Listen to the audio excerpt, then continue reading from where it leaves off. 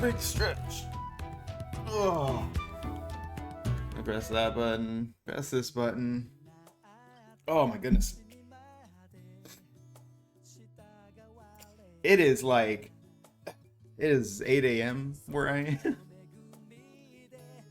Hello, everyone.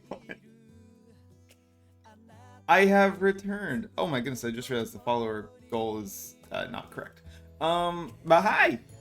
It's me, Jackal, the Jackal. Welcome to my library.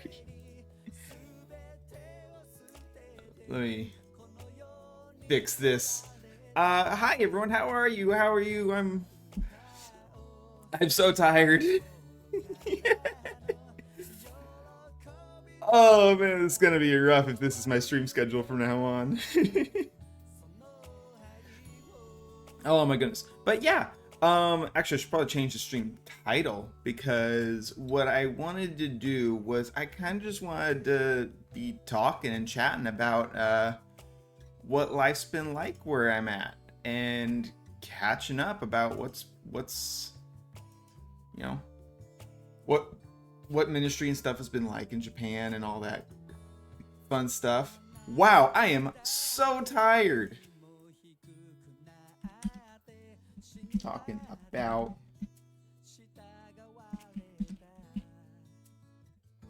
Japan and ministry. Done. Boom. There we go. What else was I fixing? Oh yeah, follower goal. Goal amount 400. Starting amount 345. Ah!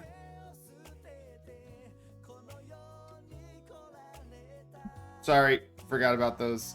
Hold on. There we go. Jackal, it's a Jackal. Hiya, Chaco. You got news? Tell me the news. While I finish editing this goal bar. 12. Okay, Hold on. Okay, let's use these buttons instead. 12 slash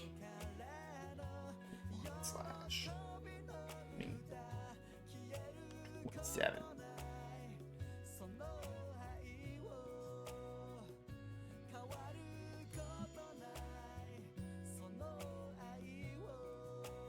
Ah. Oh, forgot to hit start goal. Ah. Followers, we're on it. Starting amount 345. 12, 3, 1. Circle. There we go. I did it. Guys, I did it. I remember how to be a streamer.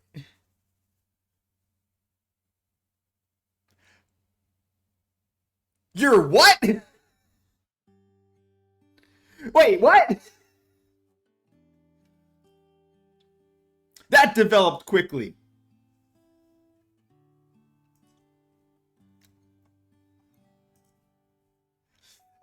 Hold up. Let me go back to my. When did you DM me about like my opinion on things? Wasn't I already in Japan?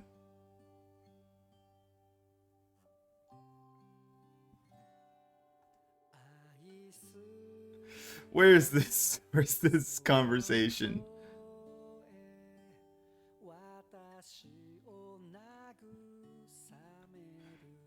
How long ago was that?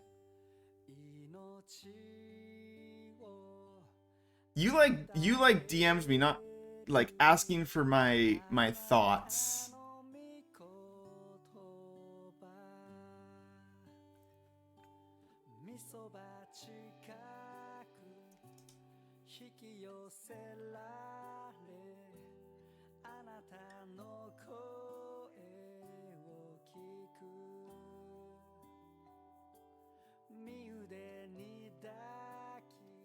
Let's see.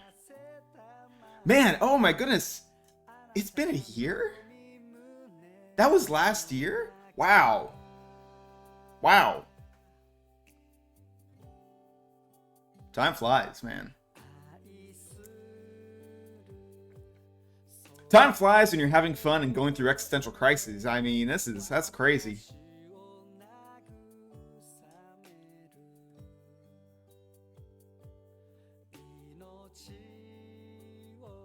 So, wait, hold up. Oh, December 24th, it'll be a year of dating. Gotcha. Okay. Man, that's wild. If I had a nickel for every person in my chat that has gotten married and announced it and told me through my chat, I would have 2 nickels, which isn't a lot. But you know how the rest of that goes.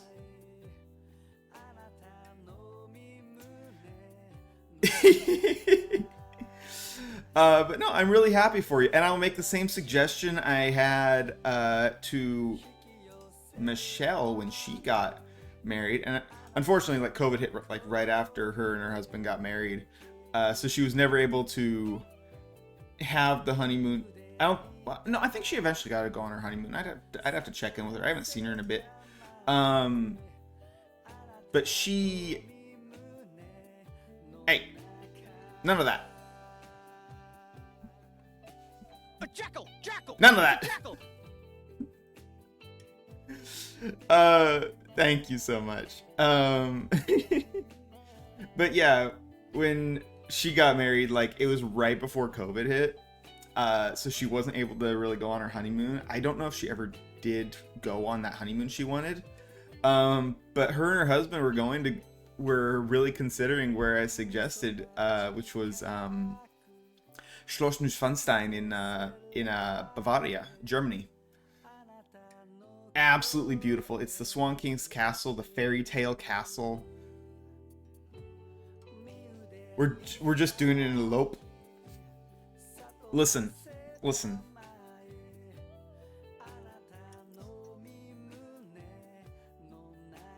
Yeah, I can't say anything. Like, if you want to elope, that's your prerogative. I think including family and friends is I think including family and friends in the wedding is important. But if you want to elope, that is your decision to make. So good on ya.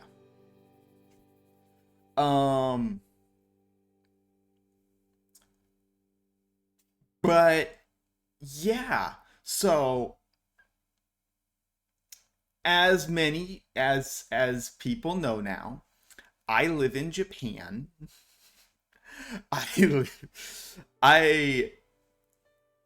live in Japan now. I am learning Japanese. Nihongo ga hete desu.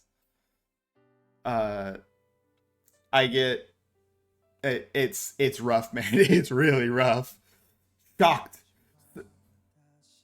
I don't know what's more shocking, Splat. The fact that I live in Japan, or the fact that that is your first message in my chat. We've been friends for how long, Splat? Maybe. Ah!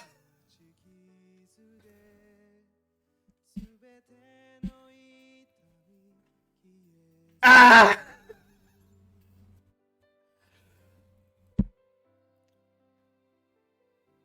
Ah!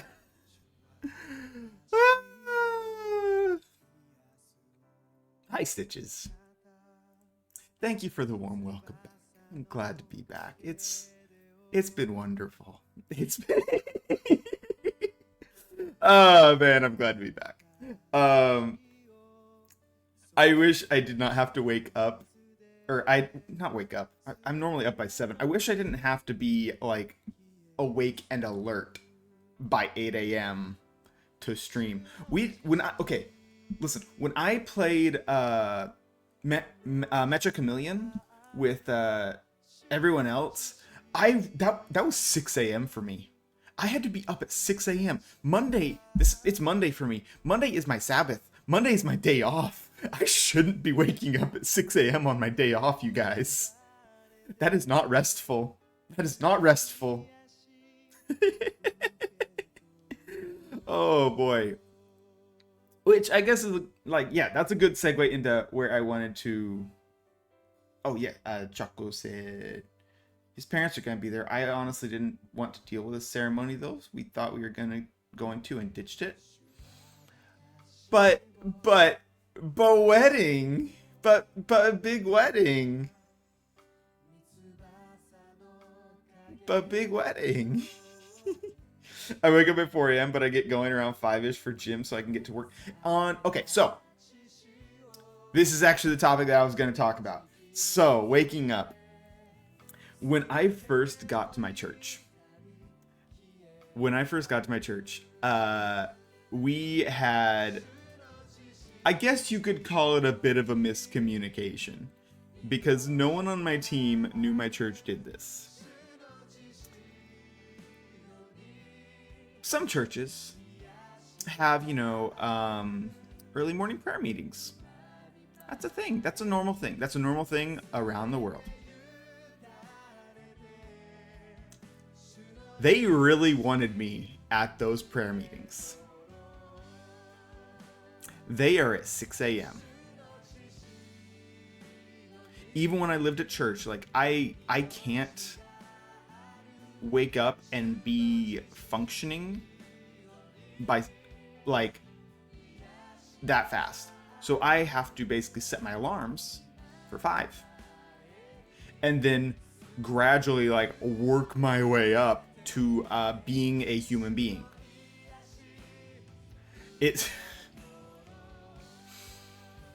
I tried, guys. I tried my best to make it to these prayer meetings Tuesday through Saturday. I did my best, you guys.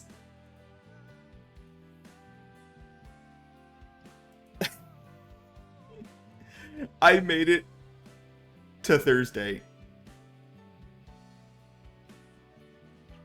And then I completely just collapsed. I could not do it even 3 days in a row. It was too much. So new missionaries, this is like what yeah, if I got up at 4 I think I'd die. That's same. Once in a while thing for like catching a flight is one thing, but at that point, like if I'm waking up 4 or earlier, there's a decent chance I'm just gonna stay up. Like I feel like that is a much better solution to just stay up and just sleep on the plane, sleep on the car ride, whatever. New missionaries though sleep, like this is an actual thing. They sleep on average about 10 hours a night. I cannot even count all the little things that are just so different in living here. Like I only get up at those hours these days because my guy is 2 hours ahead of me. So listen. All of my friends and family are 13 to 16 hours behind me.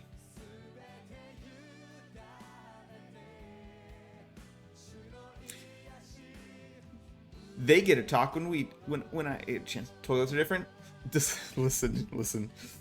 You may have seen like, I don't know if you've ever seen like a traditional toilet, a traditional Japanese toilet, but the mental flashbang of all the stalls being used except one,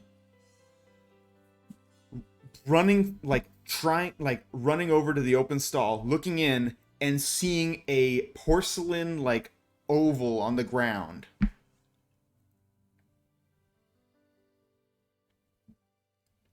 I will never have to go that bad.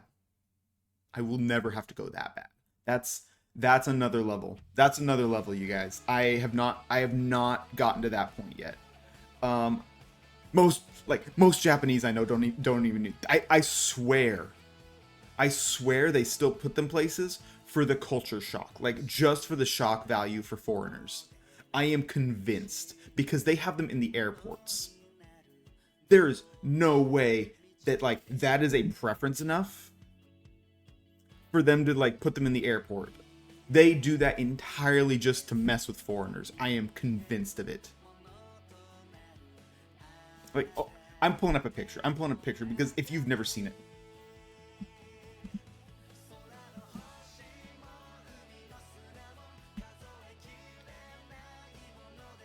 they have them in parks. Like, these are a thing. These are just straight up a thing.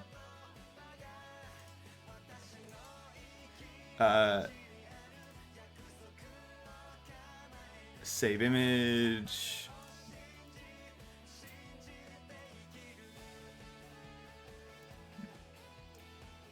Where? I swear I know how to stream. I'm not stupid. Where's image? It's media file. I don't want media file. Where's just picture? Did they change Streamlabs?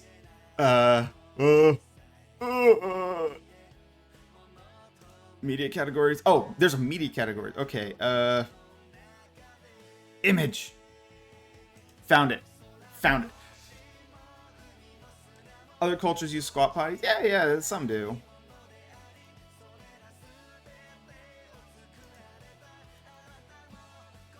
There it is. This thing. Listen. I'll never have to go that bad.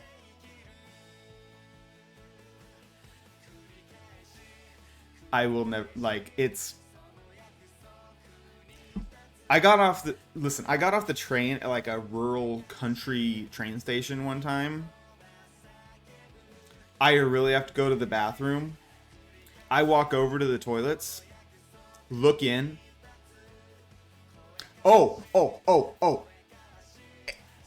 And also, like, this is another culture shock thing of like because of the perception of child safety, like in the US, child safety make sure, like, where kids are going to the bathroom, that you can't see in, so that, like, you know, no one's like peeking at them, you know, no one's like looking at them. They do the opposite here. Other than like the enclosed stalls, which are their own thing, most like outdoor public restrooms here, especially at like parks and stuff, you can just straight up like see the urinal from the outside. Like, you can just, at a glance, you can just see in. Yeah. No, culture shock. It makes sense. Because it makes sure people from the outside can keep an eye on the kids without having to like go into the bathroom with the kids. From a Westerner perspective, it's so weird. It's so backwards. Like, that feels like the opposite. But yeah, that's a thing here. At like rest stops, they'll have a child's bathroom or like a child's toilet, and it's like the wall goes up to about my chest, so you can just look in where the kid's going to the bathroom. And again, it is for like the child's safety, because that way the parent can like stand there and like make sure the kid's good without having to like go in with them. It makes sure no one's like doing anything with like it's for the child's safety. It's totally backwards from like how we perceive it, but that's a thing. That's how it works to them. I'm taking the toilet picture off. And but that's what I'm talking about when I say like the culture shock is so, it's just a million little things, like things you never think about because to us they're so normal. But I also hate the change tables in the Western bathrooms. You're allowed your opinion. No, I don't. Wait, why do you hate the changing tables though? What's wrong with them? Just having them, or like? Because I think like I'd rather they be there. Like, make sure parents have a place to change their kids' diaper. You know. Well, anyway. Um, One of the things I always kind of like talk about, food is an easy thing with culture. So like food is a really obvious thing to like point to with things that are different and like hard to get used to. And they don't, bacon's not the same here. Like if you go to a restaurant in like Tokyo, bacon will probably be like similar. But like the bacon I get at the grocery store, it's not. In the US, we use like the really fatty part of pork belly for bacon. But like here, pork belly is bacon scared. Yeah. Here, pork belly is like its own like thing. Like it's really popular in like Chinese cuisine, and stuff like that. Like pork belly is a popular cut of meat here. They eat a lot of pork. I eat a lot of pork. Like, oh my gosh, I eat so much pork. I think pork and fish. I eat so much pork and fish because those are the cheapest things for me to get. Chicken's not that cheap. Chicken breast is pretty cheap, but like, I don't actually like chicken breast very much. It's,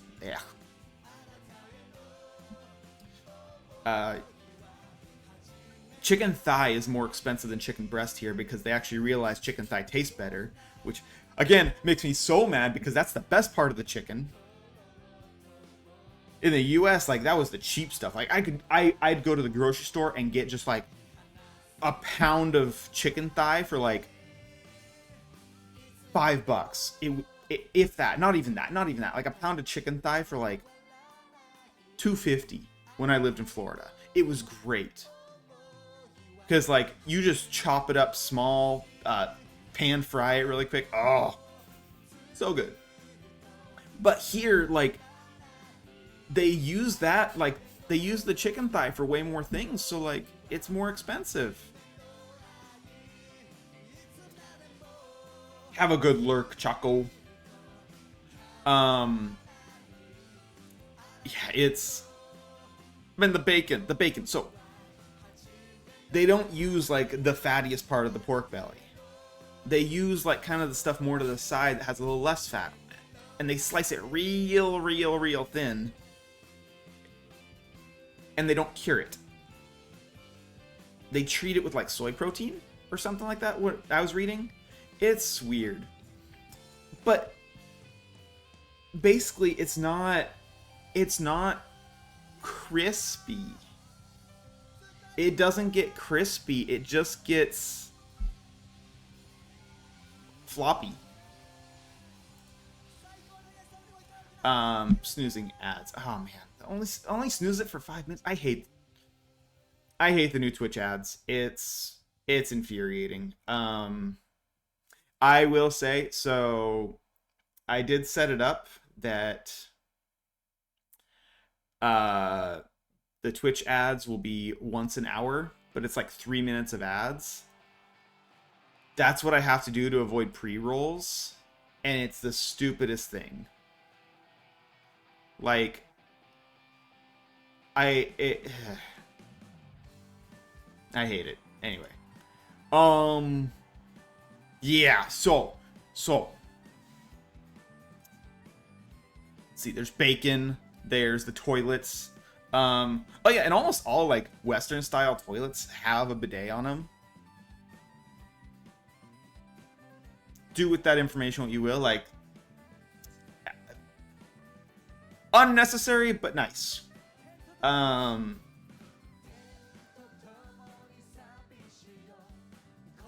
Air conditioning, that's another kind of interesting point. They have like the individual air conditioning units. So like they're not like Europe where they don't do air conditioning. But they have like individual small units for each room. Which sounds fine, but that means you only the culture kind of is you only really turn the AC on in the room that you're in. Which is good for saving energy. But it also means that as soon as you step out of that room, you are now in a sweltering oven. because the summers here are hot. Like hot. It is, let me look at my weather today. What is it today? I think it's actually not too bad today. It's actually been a relatively mild summer this year. Yeah, it's 81 with 80% humidity. It's 81% humidity. It's insane. It's insane. It's so humid here. So incredibly humid. Like, even if I go further inland, like there's no escaping the humidity. The mountains are humid because of all the trees and all the vegetation. The coasts are humid because obviously right next to the ocean. Ugh. I lived in Florida and Arizona. Like I thought that I would be fine with the summers here. Like, oh, I've lived in worse.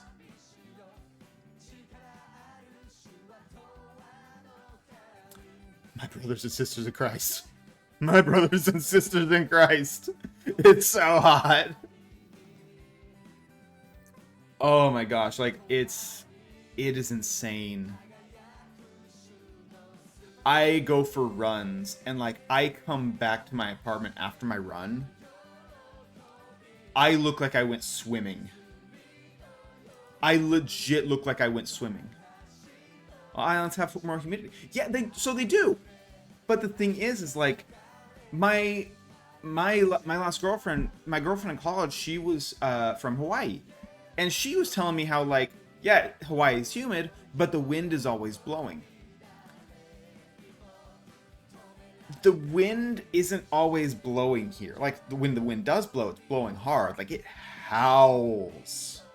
Like it literally howls outside my window. Hiya, ducky. A long time no see. Look, I'm alive. Oh yeah. So, okay, I didn't talk about this yet. My hard drive blew up. So I talked about this in my Discord, but I had a 6 terabyte hard drive that I had been using for years. So this thing probably had close to 5 or 6 years of information on it. And it was full of about like it was over 5 terabytes full. Yeah. I packed it up in my belongings, made sure to put a lot of like bubble wrap on it, make sure it wouldn't jostle around too much. And then I shipped it. And when I was like plugging it in, there was like a little rattle inside, didn't think too much of it. I plug it in and what's that smell? And then I look over at it and there's just smoke coming out of the front USB port. I managed to open it up. And yeah, the entire like board inside of it is just like scorched. It was arcing and it just, I say it exploded. It didn't explode. It caught fire.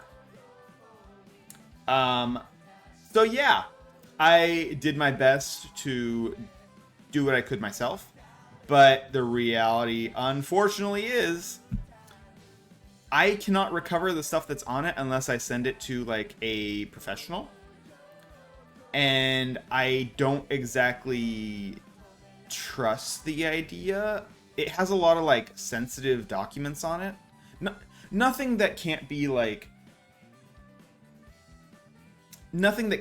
replaced. But there's a lot of like sensitive documents on it that like I'd rather not. Oh, ad break. Okay, cool. You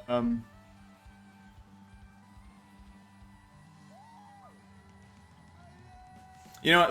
I'll use the ad break to I'll use the ad break to go grab like, no, I don't really have anything that I need to grab. Yeah.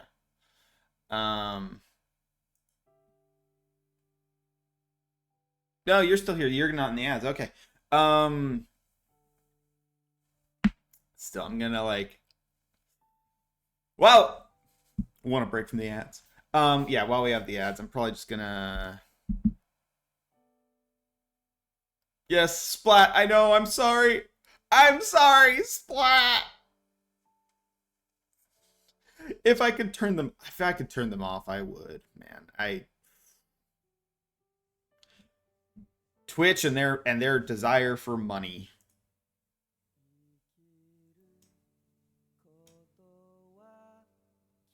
Oh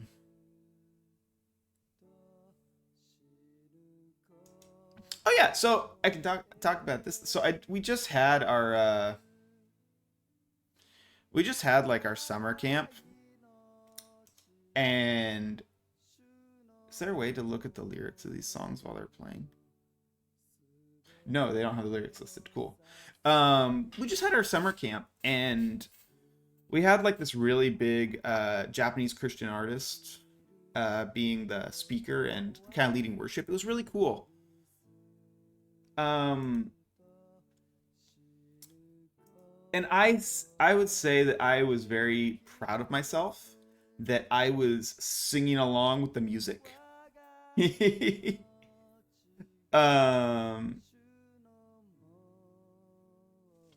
I was keeping up with the songs and stuff. I was pretty proud of myself. Let's see if I can find one of the songs like Tomorrow Night Dance Dance. Too slow. But yeah, those were a lot of fun. And that's more of what I wanted to talk about too, is like my stuff that I'm involved in with the ministry. Before I left, I had talked a lot about how difficult ministry is here. And that was coming from a place of what I'd been told. Okay, ad break over. Welcome back, everybody. Burp. Excuse me. Yeah, ministry stuff. So it's hard. So like what I started to say was I had told a lot of people like, yeah, ministry in Japan is very hard. And I had said that coming from a place of like, this is what everyone's told me. This is what I know about. Now that I'm here, guys, ministry in Japan's really hard. Like, it's really hard. Like, I realize my insufficiency daily. Legitimately daily.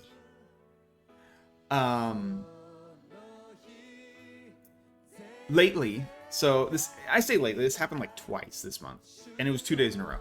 There is a fundamentalist Buddhist group that has a temple, like kind of worship area, next to the drugstore by my house. And twice, 2 days in a row, I went to the drugstore to pick something up. I say drugstore, it's like it's called Tsuruha. It's like it's kind of like our drugstores in the U.S. where it's kind of just a general store. It's an everything store. Nothing in good quality, nothing like super great, but probably has what you need in a pinch. And I didn't want to. The grocery store by me was closed, so I walked there just to grab some like meat for dinner, some pork. And as I'm like walking back, these two ladies stopped me. They were from it took me a while to realize they were from the Buddhist temple. And basically they were trying to talk to me about Buddha and trying to convince me to come to pray with them at the temple. I'm pretty sure they just, see American like, oh, he can donate money. American's rich. He probably has money. So they're trying really hard to like pull me into like not physically grab me, but trying to convince me to come into the temple to pray. And I just tell them like, sorry, I'm Christian. I believe in Jesus Christ. This lady, like, in the most polite Buddhist Japanese way, got kind of hostile about it. saying using Google Translate back and forth between us to like talk. She started saying like, Buddha gives us salvation. We found happiness in Buddha. Jesus, they crucified him. He's dead. And it's like, is that all you know about Jesus?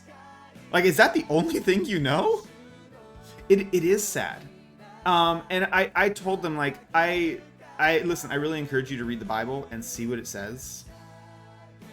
But I have to go because I have Frozens that I need to put in the freezer. And use that as an excuse to kind of walk off. Buddha's dead too.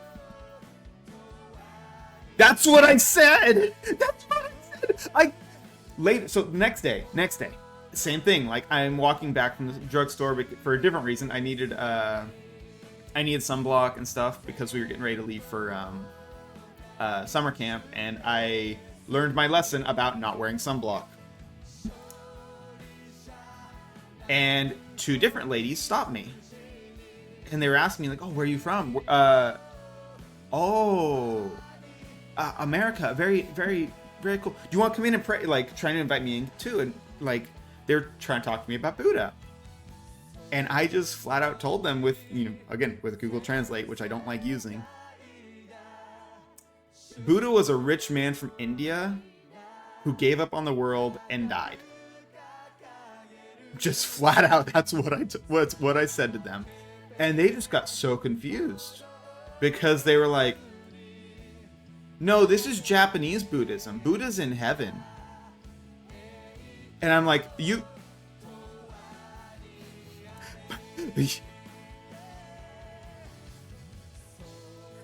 my friends, listen. What? They genuinely do not view Buddhism as coming from India. Like, this group at least.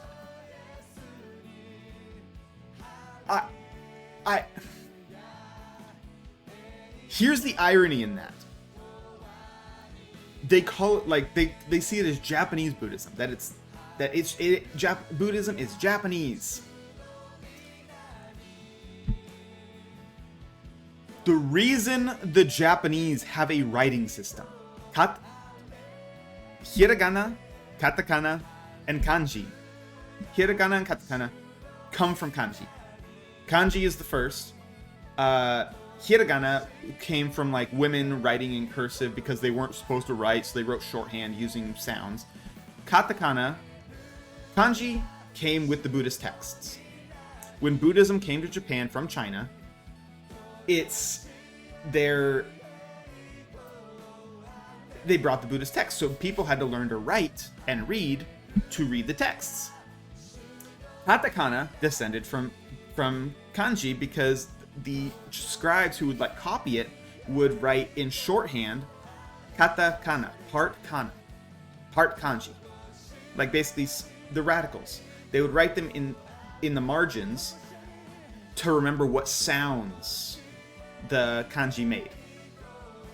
Basically the origin of furigana. Furigana is like when you write the small hiragana above the kanji to basically say what it says.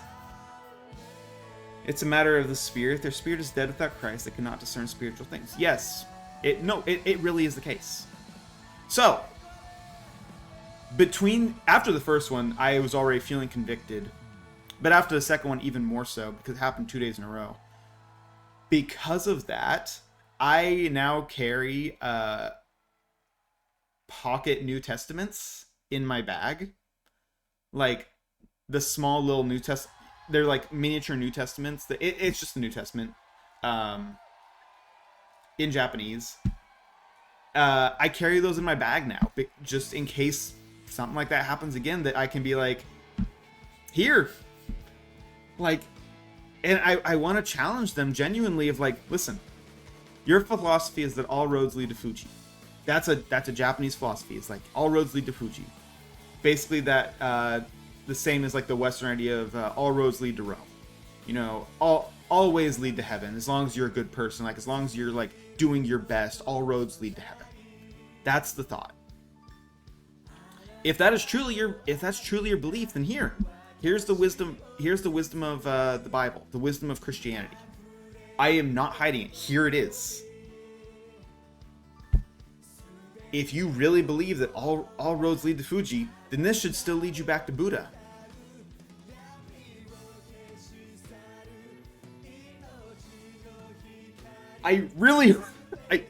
Yes. I can't wait for that conversation because I know it's gonna be rough. He's Japan's god too. Yeah.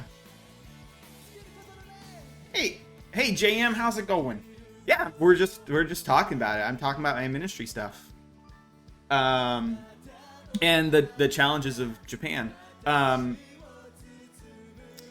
be honest. So, where I live is Jemmy actually taught me this word, inaka, countryside. I live in a pretty rural area. It's a city, but like, in California, I compare it to like Tulare or Visalia. Like, it's a city, but like, it's not that big.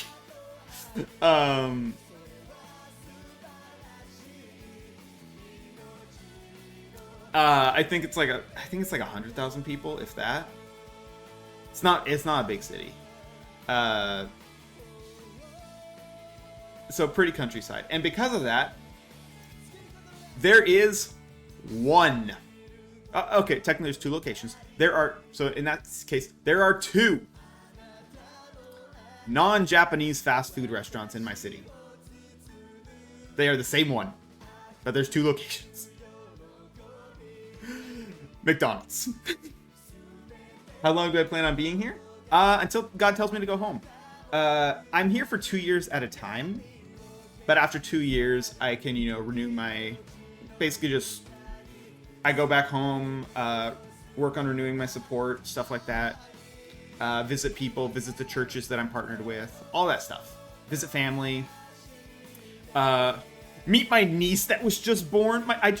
My brother just had another kid, and it's like, oh, she's so cute. I can't hold her. I love. I can't say that on the internet because people take it out of context. Yeah, you can, Ducky. You can meet my niece. They go to church with you. You can actually meet her. I can't meet our other friend's new child too. What name do we use for him online? So hype. I don't know if you know who I mean by that.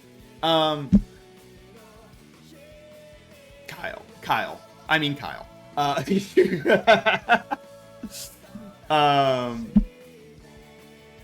I will add to prayer intention for all going on. Thank you so much. Things to be praying for, actually. If people are wanting like prayer requests, you realize you haven't met as big. Ducky, I have an excuse. You don't. No, you're good, Choco. And listen, have fun getting ready for your trip. Enjoy it. Enjoy the moment. But what was I saying? Oh yeah, so if people do want to be praying, the biggest thing, and I genuinely mean that, is that one of the biggest things is please be praying for my language acquisition. I am doing my best to learn Japanese. It is so hard. It's easier now that I'm here. I will say, I am learning a lot of things and words that I didn't know before just by immersion, and especially working with the church. Like, I'm learning a lot of church words. Like words that I probably wouldn't be learning in a classroom. Maybe eventually I would have, like Megumi is a very common name as well. Megumi is grace. Uh, Shinko, faith. Heian, peace. Yorokobi. Yorokobi. Yorokobi. Yorokobi. That's what. Yorokobi is joy. Bokshi, pastor. One of my favorite words. Shukufuku. Shukufuku. Shukufuku. It means blessings. Yorokobi. Yorokobi! It's an important word. Yes! Oh! Hold on. This song. Actually. Wait, dun, dun.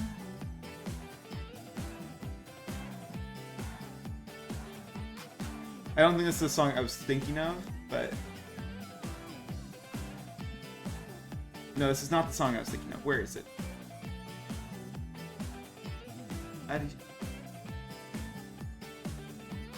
Wagatashi no uta e oteyo. This is the... Okay, that's the one I wanted. I know which one. I think. Is it...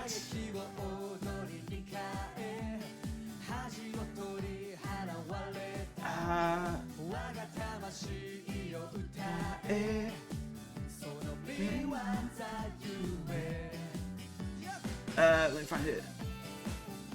This one, I think. Is it?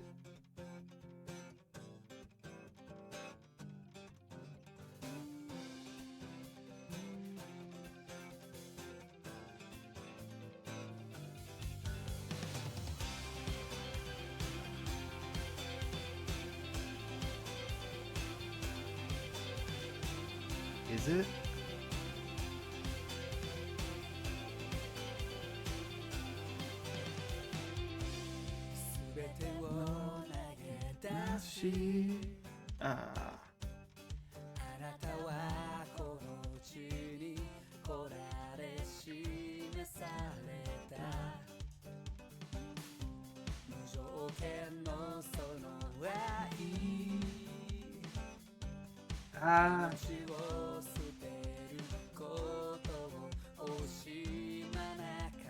No, here it is.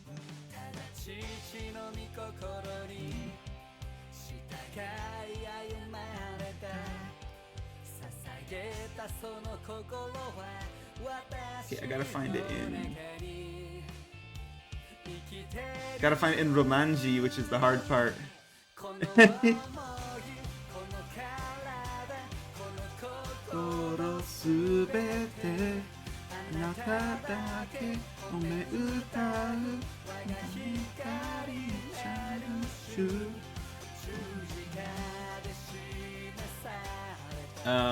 This is the one I was thinking of, though. Anyway, yeah, I just started streaming. I'm over here going, hold on, I gotta bother my brother Jackal as best as I can. I know, and I'm like over here, like trying to find music. Waga kokoro ni yorokobi ga afureru. Yorokobi ga waga kokoro ni yorokobi ga afureru. There we go. That's the right song. Waga kokoro ni. But yeah. Kyodai shimai. Yes, this is a song. Because yorokobi. Yorokobi. It means joy.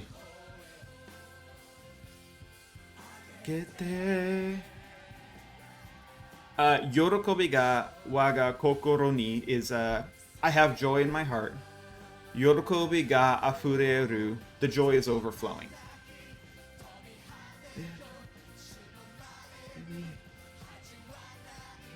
I love this song. We sung it a lot this past week.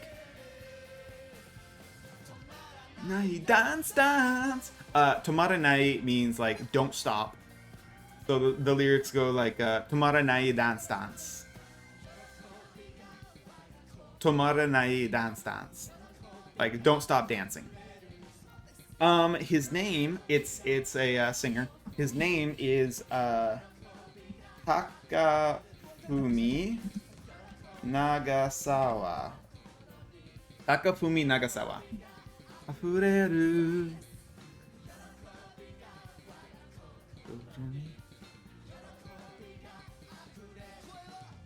He's Christian. Yes, this is Christian. This is a Christian singer. He's a pastor. Really cool guy. Like, I talked to him a bit. He didn't speak a lot of English, unfortunately, but and yeah, this.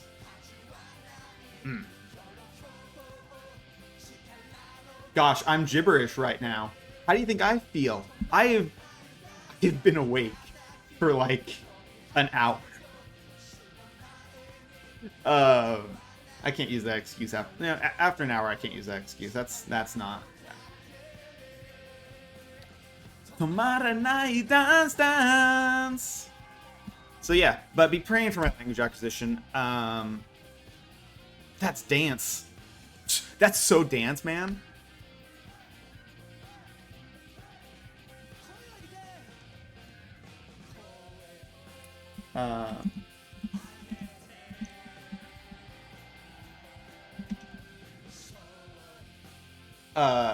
New slang, y'all. It's gonna just be like the channel slang. Jackal, you're back. I am? Ah! Look at these eyes. Do you think I am aware of my own consciousness? This kind of stuff I've always wanted. It irks me when I'm watching anime and feel them touching on important themes, but it's just wrong. This song makes me happy. Yorokobi. Yeah, no, that is okay. I gotta say. So there are people at my home church that genuinely have the mentality of like anime bad, anime demonic, and that is a not uncommon sentiment here as well. There are genuinely churches and denominations that basically say like don't be watching anime.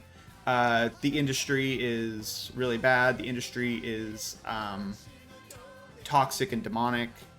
At worst, demonic. At best, it is toxic. But that said, my denomination, most of the people on my mission, I was discussing Attack on Titan with like my national director. Like,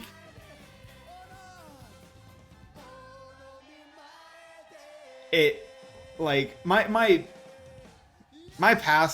pastor I work with, I say my pastor, he and I we're the same age. Okay, that's another thing that I need to talk about. Me and him we're the same age. But me and him were talking about like, yeah, what's your favorite anime? Like, yeah, I mean, personally, my favorite is Full Metal Alchemist, especially Brotherhood. But yeah, like that's my favorite. I'm reading something. Was it him? Someone recommended me something by the same mangaka called Demons of the Shadow Realm, and I'm reading that right now. It's my first manga. I'm reading that right now, and I really like it. It's really good. I love that. I love that author. He's great.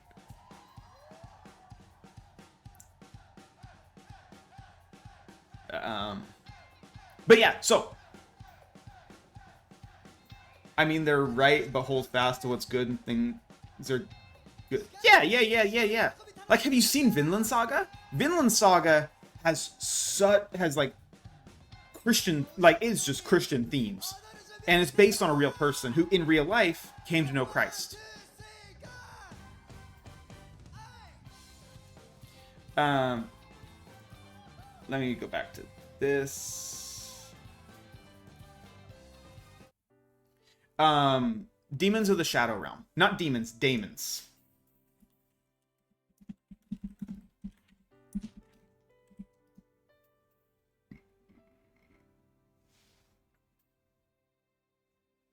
Or I guess EA, but whatever. So,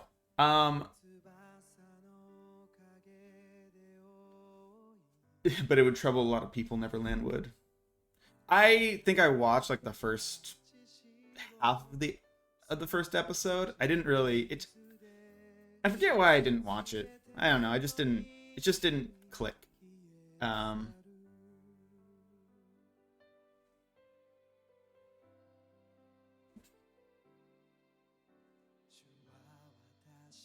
But anyway, so like I was saying, so me and my pastor are actually the same age, and the reason that matters is because Japan is very hierarchical. So there's like this unspoken kind of mentality people have of constantly trying to gauge like where in like are they older than me, are they younger than me, am I their superior, what kind of job do they have, are they above me, like are they a doctor, do I need to respect it, because how where they stand in that social hierarchy affects how you talk to them, the language you use. Like, can I just say domo? Or do I need to say ohayo gozaimasu? Or uh, can I say arigato? Or do I need to say domo arigato gozaimashita? Like how formal do I have to be with this person? But there's like this mentality of when two people are the same age, the same school year, there's no hierarchy. That's someone you can relate to. That is your peer. And it's kind of just this, oh, I can let my guard down a bit. And that's honestly allowed me and him to just start becoming friends really quickly. And it's also he's originally from Tokyo and went to a international school, so like he understands. He's still very much Japanese. He is Japanese. Like, he's very much a Japanese man. But he has like enough understanding of Americans and foreigners to kind of realize when I'm not like, if I'm doing something wrong, I'm not doing it on purpose. I genuinely just don't know I shouldn't be doing that. So he's able to actually pull me aside and like tell me when I'm making a mistake. Understandable, kind of like how you're a little more reserved around someone who's closer to a parent figure versus a sibling. Yeah. Praise God for working out this friendship. Glad you have. It goes both ways. He has expressed so much gratitude towards me,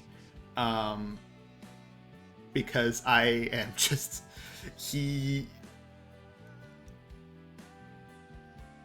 the Japanese work ethic kind of bleeds into pastors' lives as well. So he doesn't really have a lot of local friends. I'd say so. Yeah. He's correcting me on a couple things that like I just straight up did not realize were a thing. Like having my hands in my pockets while I'm talking to someone. He had to tell me like, hey, I know you're not doing it on purpose, but don't do that. that's kind of rude. And I'm just like, I'm like Ricky Bobby. I don't know what to do with my hands. Like the eating straight peppers. That's not a rudeness thing. That is Japan being weird, man. That's Japan being weird.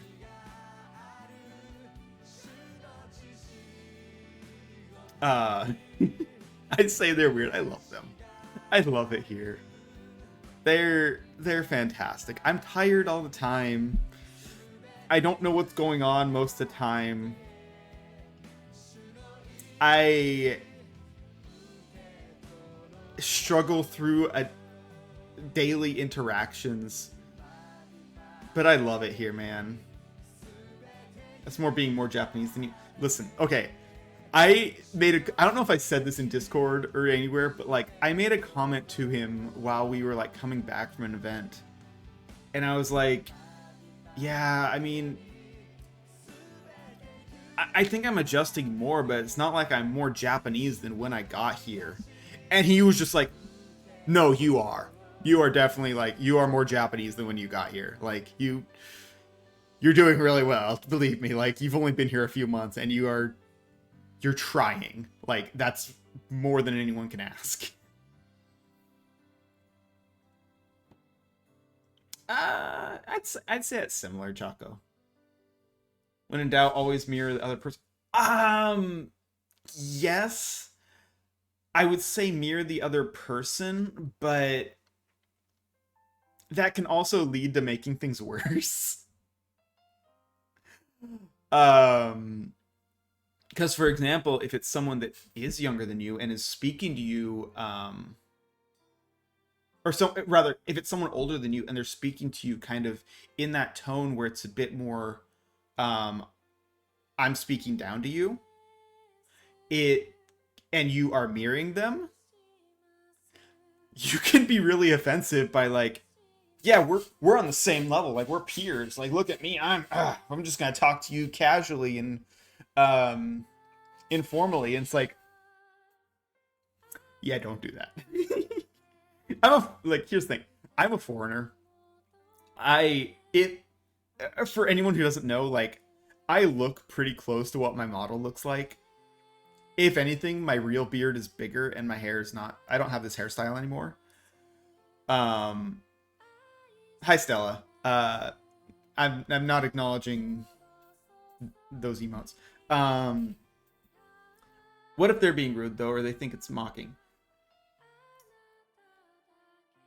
Yes, I am. Hey, you know what? You know what, Ducky? I actually have gotten a bit of color. I am outside a lot.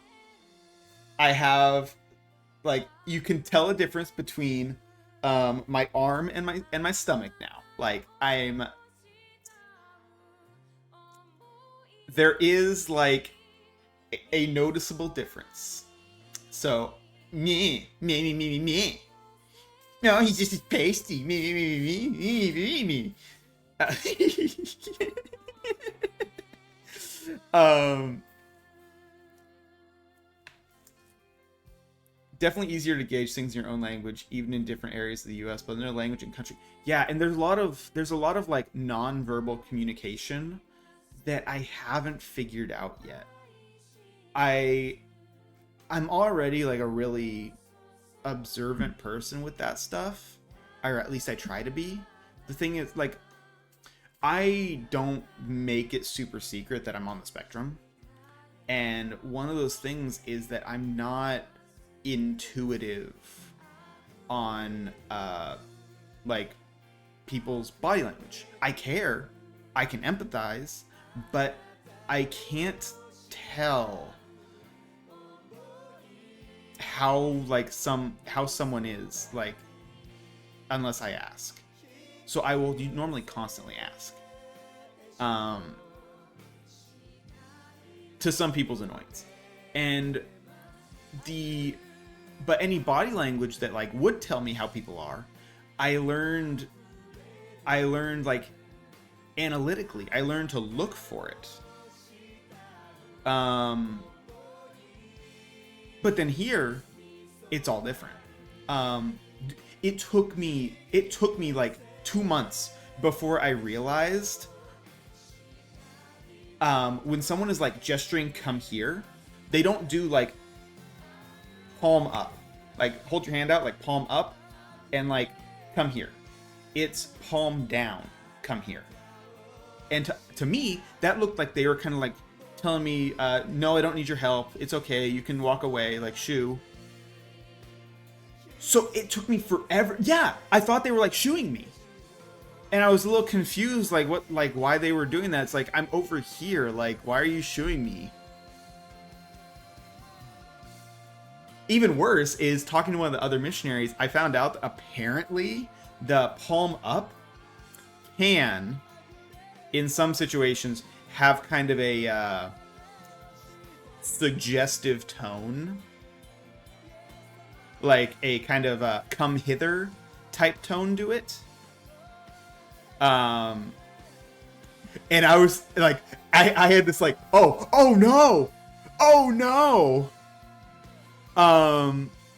what have I been suggesting to these old ladies?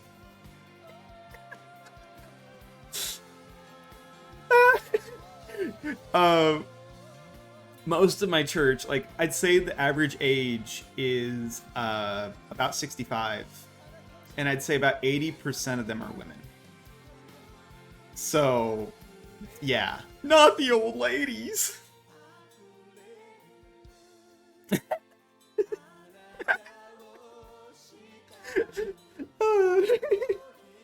This young American is forward.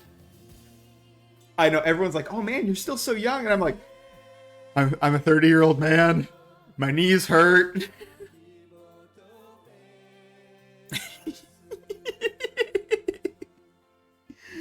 Oh man. Oh Lord Almighty. Sounds like the plot of a bad anime. Any anime that I'm starring in would be great. Oh man, goodness me. I have found grace in ministry. I had to give talk before Spanish mass, and the community was mostly understanding of my rough Spanish. Yeah, no. So what I was kind of getting at with that is, like, I have what we call the Gaijin pass. I get Nihongo Josu'd all the time, like constantly. I very politely will say, hey, Nihongo ga hete desu. Hete desu. And this one girl, she was like in college at the camp, was like, "What? No, don't be talking about yourself like that. Listen, practice this. Nihongo ga jozu desu." And I'm like, I'm not doing that. I am not saying that to people. I'm not gonna like puff out my chest and be like, my Japanese is great.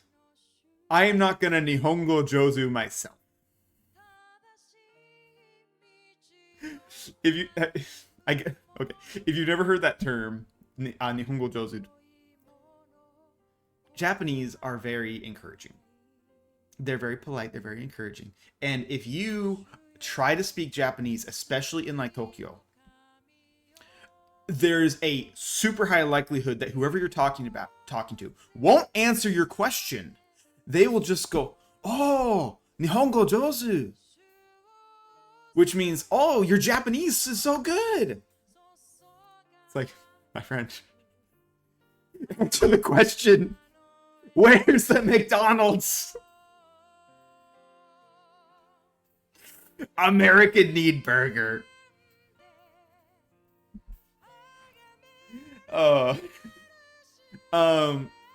People don't do that to me too much here.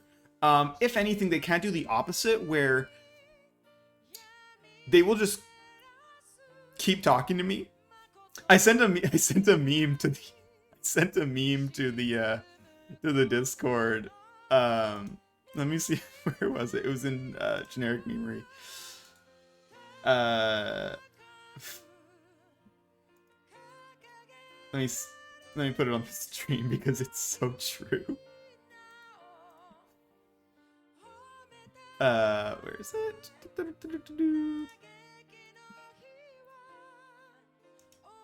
Source. I made it up. Image, add source, add new source instead. Yasuni. That should be the right one. Yeah. Oh, geez, it's so big. So big. Yeah. Don't ask me. My Japanese is N6 level.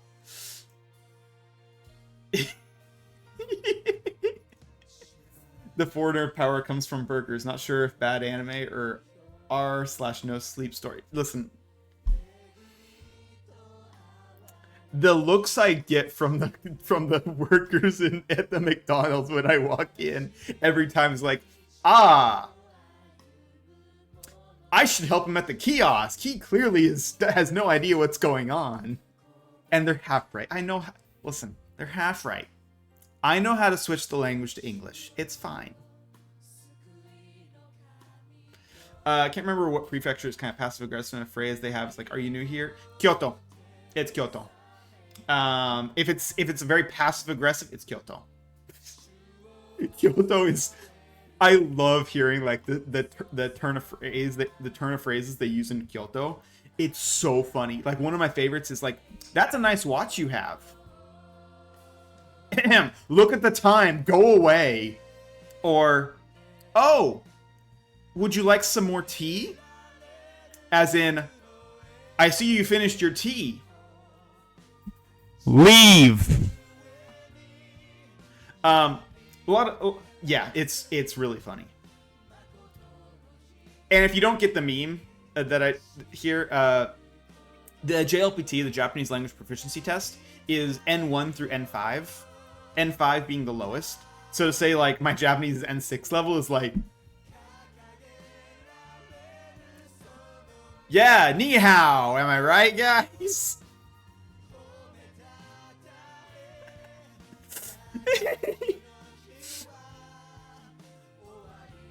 You're half right. Yep, I had a couple. Oh man, I love it here. Like I said, I live in a really rural area, and they like. Here's the thing. I'm kind of like a novelty to them.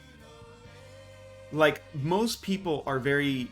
The reason like I had like no suspicions of anything weird when those Buddhist ladies were stopping me to talk was because I get that a lot.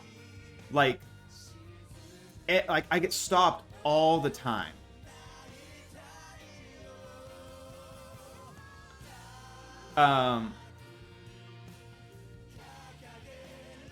Oh, I see. I see what you're saying. Yeah. Yeah, don't let on how much you know. But yeah, I get stopped all the time by people because they're just curious. Like, what's this guy doing here? Is he lost? Why is he here?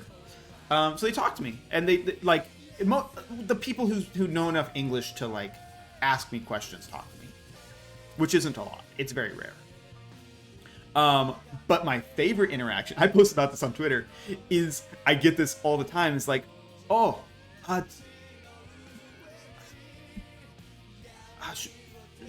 Shushin wa doku desu ka? Shushin.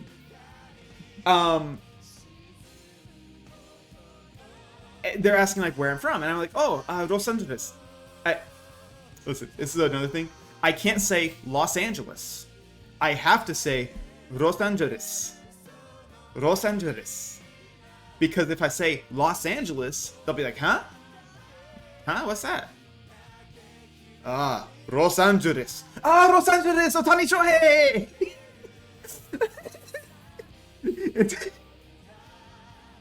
Otani Shohei! It's every time. I can't help but laugh every single interaction it happens because it happens every time. It's just this, Otani Shohei, Dodgers! Oranji. Yeah. It's a lot of, it's really fun. Like you might have heard this joke before, but it's like, if you don't know a word in Japanese, just say it in English, but with like a slightly racist accent. Ice cream. I hear a lot of people just say ice. What else? My phone is a smartphone. Smartphone. I am currently on my Pasacon. This thing is a Pasacon, a personal computer. Pasacon. The AC is an aircon. When I worked for Chinese people, I would mimic their accent. My husband would get upset, but they got me to do chores for them because I understood it for real. Like I'm from like a really diverse area, so like I'm not I'm used to like accents. But my goodness, like the amount of like we will have like I will be talking to my pastor and he will say something. His English is good, but he still does have a Japanese accent. So he'll say something and I'm just like, what? What are you talking about? What are you asking me to like? What are you asking me to grab you? He's like, for the camera, the jimburu. Get the jimburu. I'm like, what's the what? He shows to me. The gimbal. It's a gimbal. If you don't know camera stuff, I don't know if you'll know what that is, but it's basically like the Steadicam. The jimburu. Gimbal. It's so even though I can't think of like very many like I'm gonna have both pictures on the screen right now, like just start covering my screen in nonsense. What's it like living in Japan? Well, as you can see by my diagram here.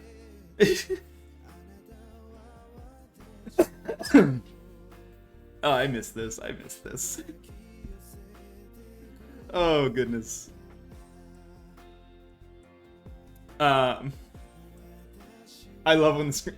Splat, I loved that those streams where you were, like, streaming from your bathroom and it was the Rate My Setup. It was so good. It was so good. Oh, man. It's so good. Yes, but I gotta be honest, Splat. You have such a good sense of humor. Like, you have awesome comedic timing. It's great. But yeah, maybe I should set up in my bathroom again. So here's the thing. So I have a 2 LDK apartment. 2 LDK basically means like 2 bedrooms and an LDK, which is a living room, dining room, kitchen area. It's basically just designating the size of it. There's DK and K as well, which means like K is just a kitchen. To have a 1K apartment, that's in the trenches, man. That is living in the trenches. That is almost as bad as a studio apartment. Arguably worse, because studio would probably be bigger. So I have a 2 LDK, and I set my office up in the bigger room that has the air conditioning, and my bedroom is the tiny one, and I have no air conditioning in my bedroom, but it has a bigger window. So I sleep with the window open. It's great. I will not be showing pictures of my apartment because it is still a mess. It is still a chaotic mess in here. Because cardboard boxes. The trash system here is rough, man. By rough, I mean it is complicated. My trash can get taken out twice a week. Bottles every other week. Cans every other... alternating weeks. And then cardboard. Once a month. They will pick up my cardboard once a month. And I forgot to take it out last time. So I still have all these boxes just piled up. I actually should get it ready because it's on the second that they come pick it up. Where I live, the trash system is pretty simple. Like, it's not super crazy. Also, enjoy your lurk in there, Chaco. Yeah, it's not super crazy where I am. But in like Tokyo, it can there's some parts of Tokyo where it's crazy complicated. With my Amazon delivery. Yeah, why do you think I'm drowning? Oh, speaking of apartment stuff, apartments here come with nothing. I had to buy lighting fixtures. I had to buy a countertop. I had to buy a stove.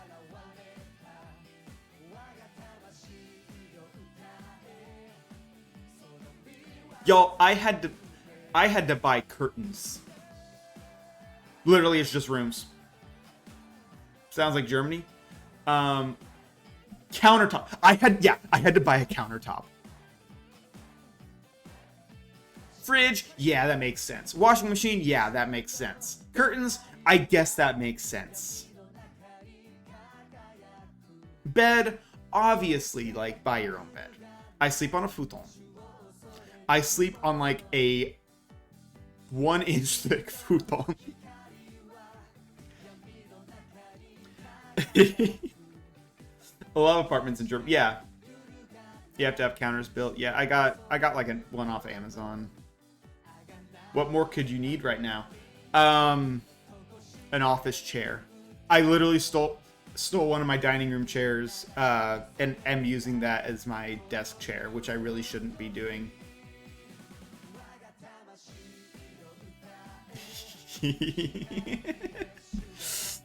Yeah, it's time, man. It's a time. Deary. Wait.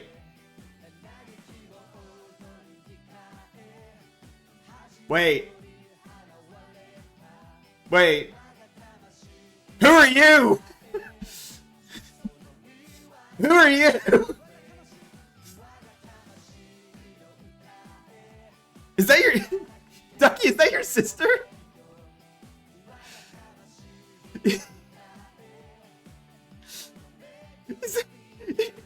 Is that your sister?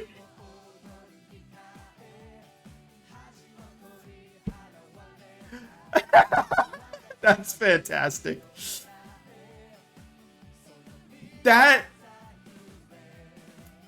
Listen, if you weren't just like immediately talking, I would have thought you just like made an alt account. Genuinely.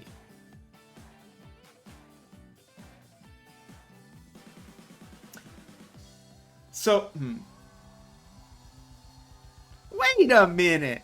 Who are you? So with all your boxes, you can make Animal Crossing cardboard furniture. Unironically, I was working on a cardboard box for like the first month.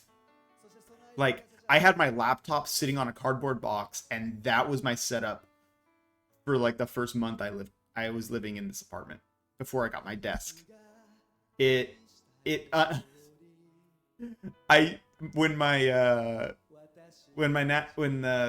the director came and he was like helping me set stuff up, he saw it and was like, "That's funny. Please don't show the US office." They will get mad at me.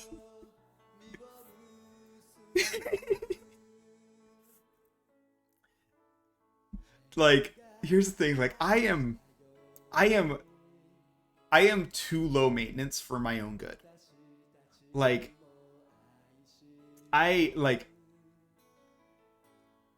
would have been, if they didn't make me, I would have been fine not even having like I would have gotten like one dining room chair. I would have like one plate, one fork, one set of chopsticks, like, because like I don't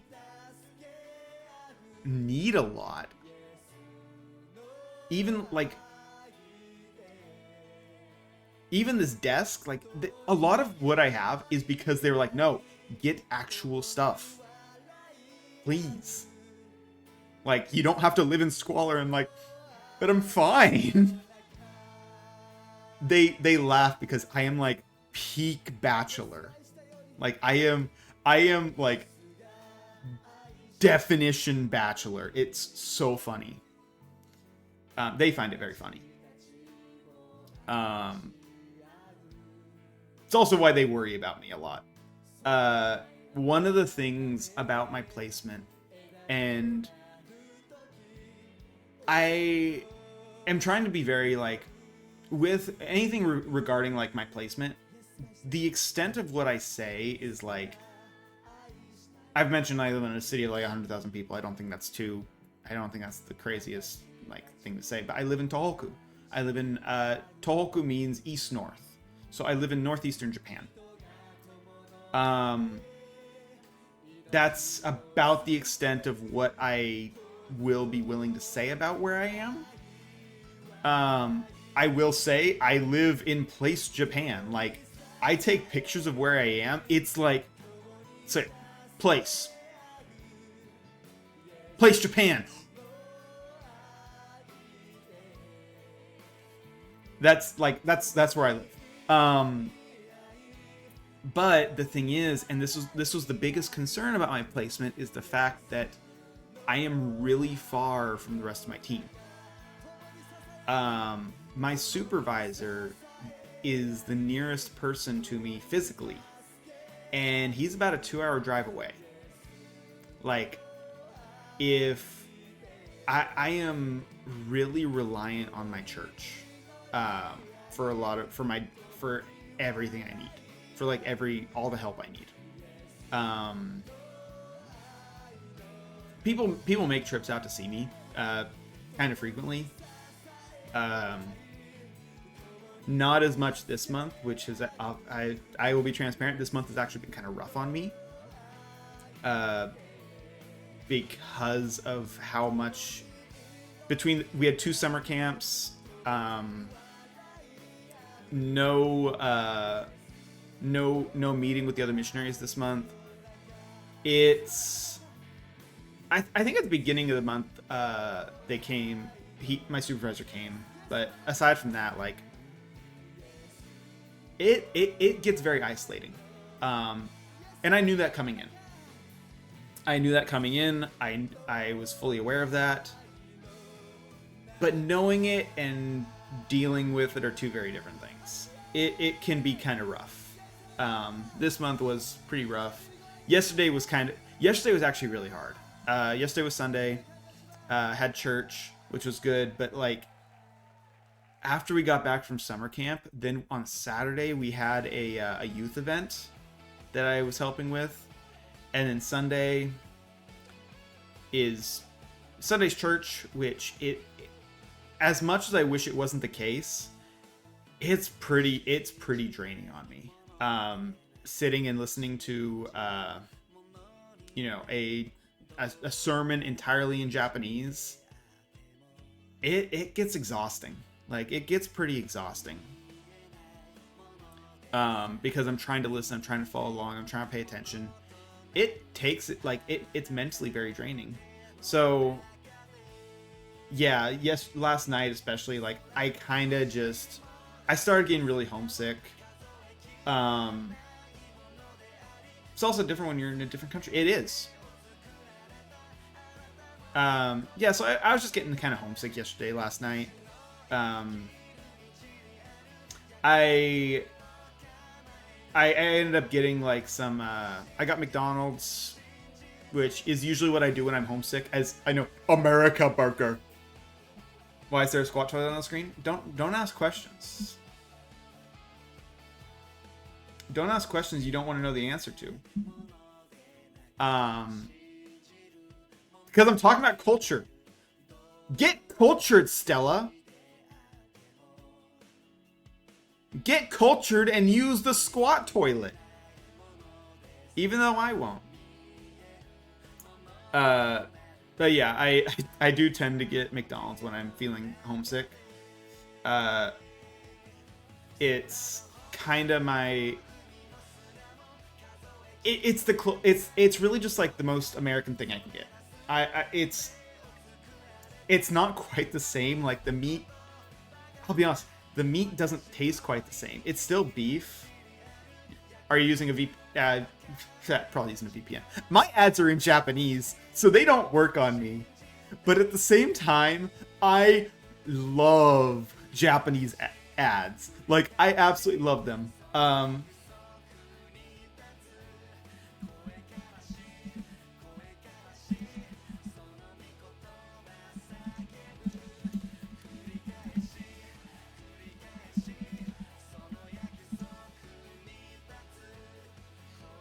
Just gonna put that there for the people who are stuck in ad jail. Want a break from the ads? Yeah, I hate that it's almost. I hate that it's like 3 minutes of ads. But my options are either enable pre-rolls and kill any discoverability, or set it to 3 minutes of ads every hour, which is stupid. And I think my options, the options I have for it are just terrible. But anyway, they're still, they got still another minute. But yeah, no, the Japanese ads, I love them because they are so ridiculous. They are just so. It's just, Japanese ads are one of two things. It is either Japanese man screaming, or very soft, feminine, soothing Japanese woman voice, just basically saying like, doesn't this look nice? Doesn't this look soothing? It's great. It's nice. Yes, very nice. It's great. It's fantastic, man. No ads for me. Yes. Got a break from the ads. Stella shaking her butt. What was I talking about before the ads hit? Oh yeah, McDonald's. Yeah, America get burger. American get burger. It's the nearest KFC is like a town over, so it's like a half-hour drive for me. The nearest Taco Bell is in Tokyo, and I tried it. I tried the Taco Bell in Japan, and it's so bad. It was so bad. Oh no, it was okay. Technically, the nearest Taco Bell is in Aomori, but it's on a military base, so I can't go to it. So the nearest Taco Bell I can go to is all the way in Tokyo. Yeah. Yeah, why would you be surprised by this? Am I okay? No.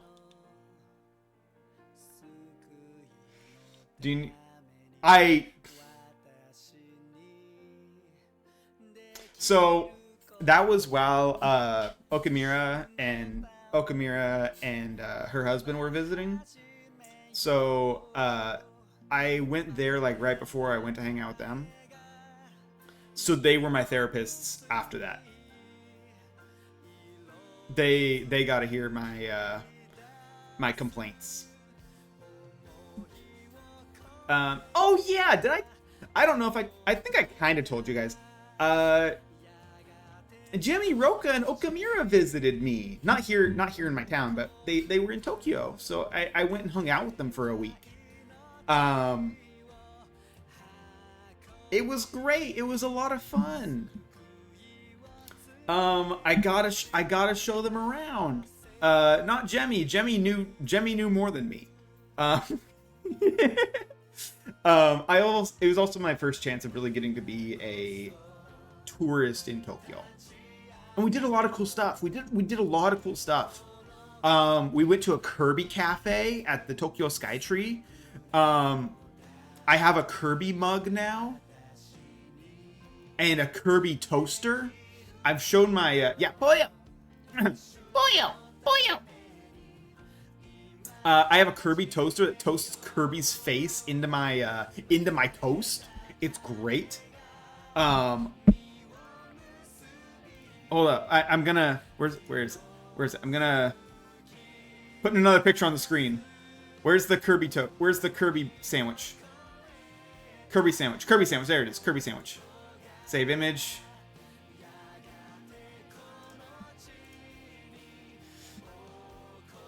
That sounds like you're burning Kirby's face. I'm burning his face into my food so that I can eat him.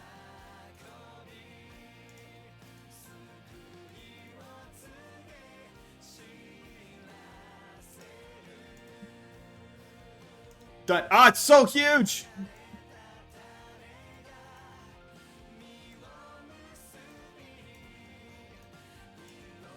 It's on its way. It's on its way. Hold on, guys.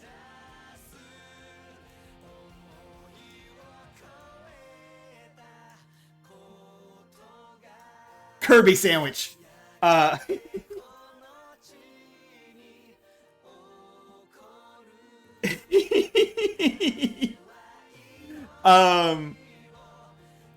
Even though it doesn't look like it, the rest of like the white part still is toasted, like it is, and the backside is like normal looking. So like, and for a sandwich, I think it works very well because the outside stays reasonably soft and like still warm, and then the inside is actually all crispy. Don't let the old ladies see you eating sandwich. Yes. So anyone not in my Discord probably didn't hear this story. So when I first arrived, I was living at the church, and I was using the church's kitchen. Now Thursdays, especially, but many days, a lot of the old ladies at the church are there, taking care of stuff. It basically they're just around during the day, and they weren't usually there when I would eat my breakfast, which my normal breakfast, now that I have my apartment, my normal breakfast, it's between this and bacon, eggs, and toast. But my normal breakfast is a bowl of rice, usually from the night before, with some kind of protein, so meatballs, some leftover chicken, or I also like it with shirasu, which is like whitebait, baby anchovies, and sometimes kimchi. I keep kimchi in my fridge. And on top of it, I put a onsen tamago, onsen egg, hot spring egg, which is like a soft-boiled, kind of like a soft-boiled egg where the white is still runny. Yeah, really good, really yummy. I love it. That's my normal breakfast. And the thing is like when my pastor heard that I like shirasu and that one of my favorite breakfasts is rice, onsen egg, and shirasu, he was like, "That's so Japanese! It's so Japanese! Good job! Very Japanese!" And then my dinner is normally usually fish or pork, rice, miso soup with enoki mushrooms and inariage. Fox tofu is what they call it.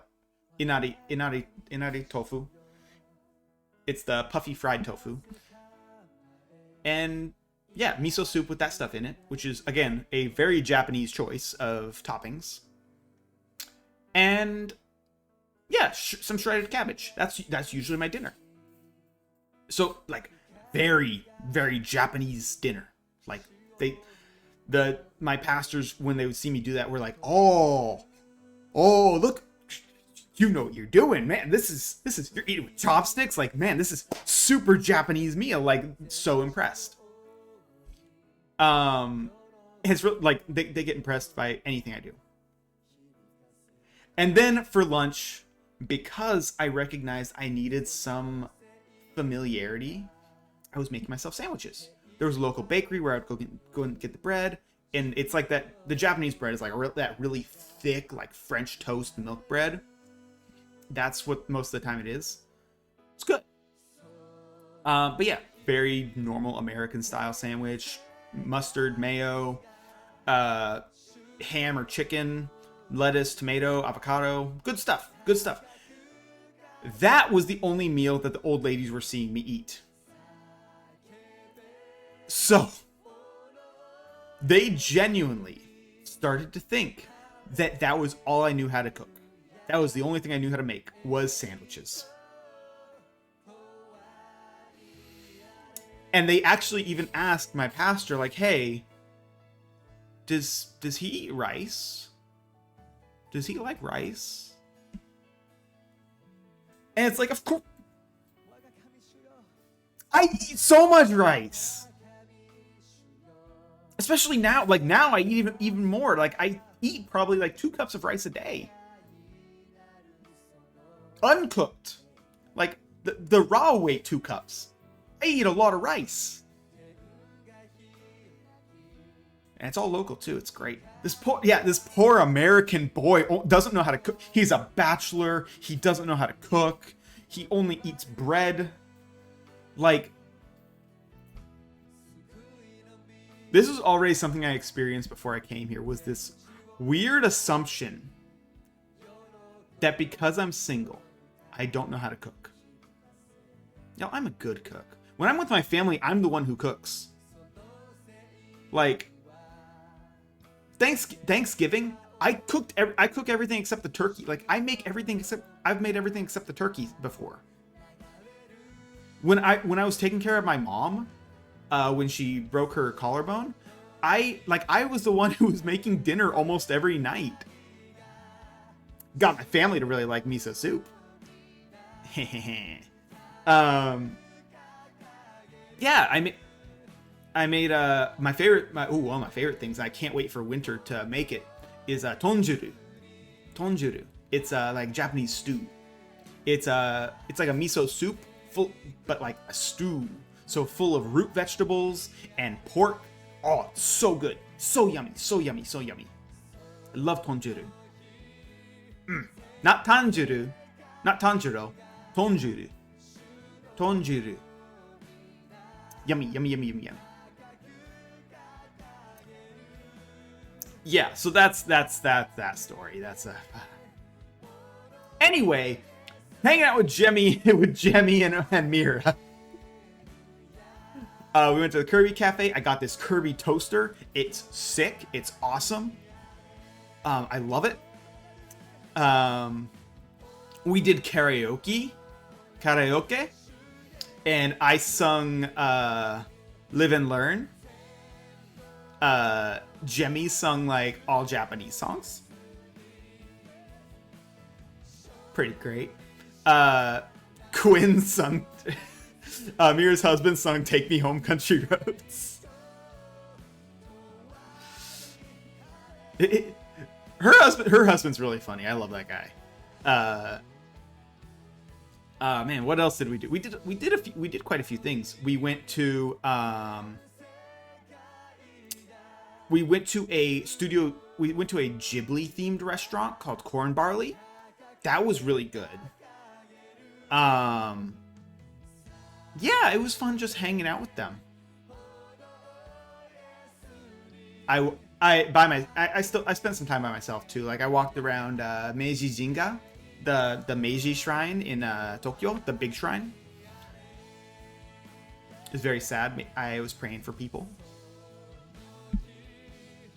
Oh man.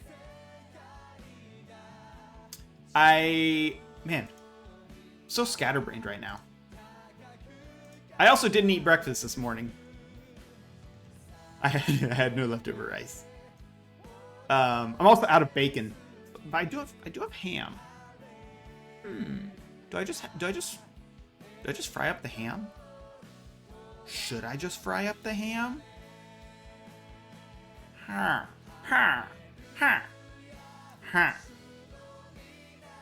Why not? Why not? Ham and rice, man. Ham and rice.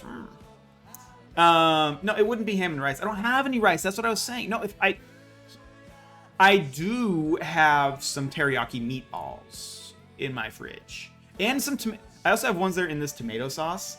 No, it would be with bacon and toast. Or sorry, eggs and toast. Eggs and toast.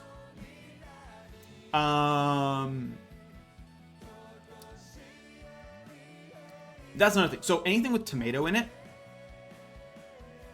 doesn't taste quite right here. Like it just doesn't taste quite right. There's no peanut butter. There's no peanut butter here. Okay. They listen.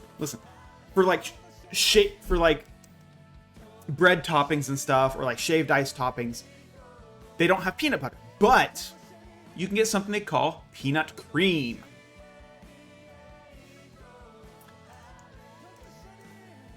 Peanut cream.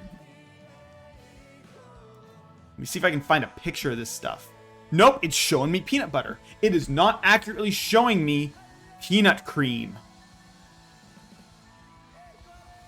It is like semi-translucent. It's made with like, it's peanuts, but it's also made with like gelatin. It's like semi-translucent. It looks wrong. Like the eggs are fine here. I can eat the eggs raw here. Like the eggs are fine. I won't eat them raw, but I can. They're fine. They're safe.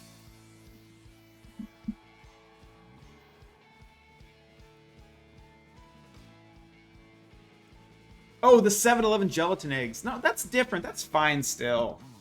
Those taste like eggs. And you know, the peanut cream, it tastes like peanut butter. It's just not the right texture. It's like they took the essence of the peanut and suspended it in a jelly. In like a flavorless jelly.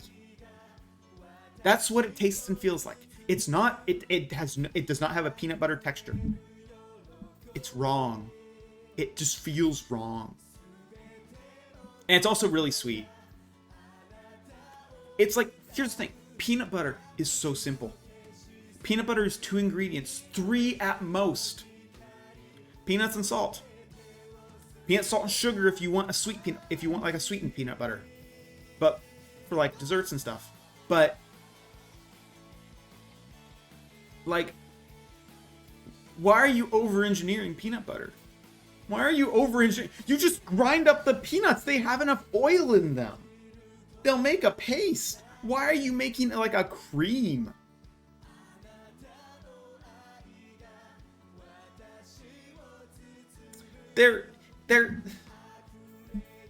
It's like peanut butter is like a superfood, man. It is such a nutrient dense food. And it's so good. It's good for you. And it has a crazy long shelf life. Like it's fine, man. Why are you over-engineering it and loading it up with preservatives? Makes no sense.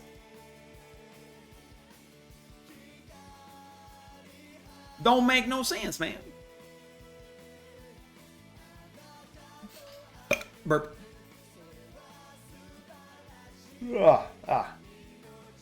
It's time. For what?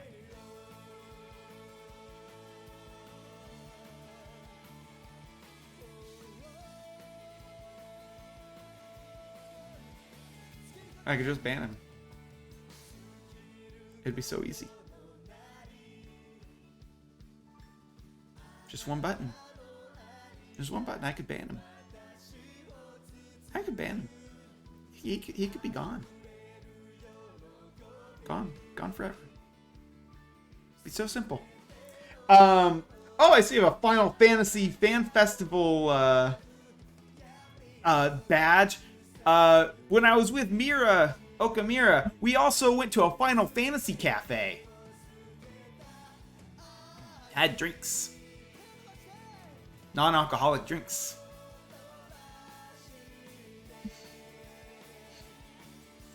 Yeah, we went to a couple of themed cafes. They really like themed cafes. I think they went to a JoJo one by themselves, like without me, which I was fine with. I don't know anything about JoJo. I think the only thing I know about JoJo's Bizarre Adventure is that Jesus Christ is canonically the strongest character in JoJo, which, you know, as he should be. Yeah, well, I went to a Final Fantasy 14 themed cafe. So, get wrecked. Get wrecked, man. Get wrecked. Oh, man.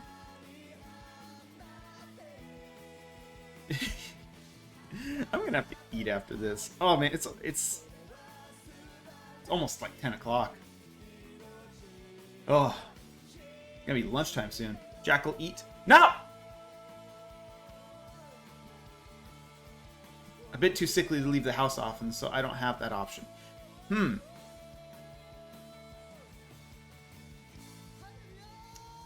Hydrate. I don't have water bottle with me. I can't hydrate. Fine. Make me get a water bottle. Hydrate. Take care of myself.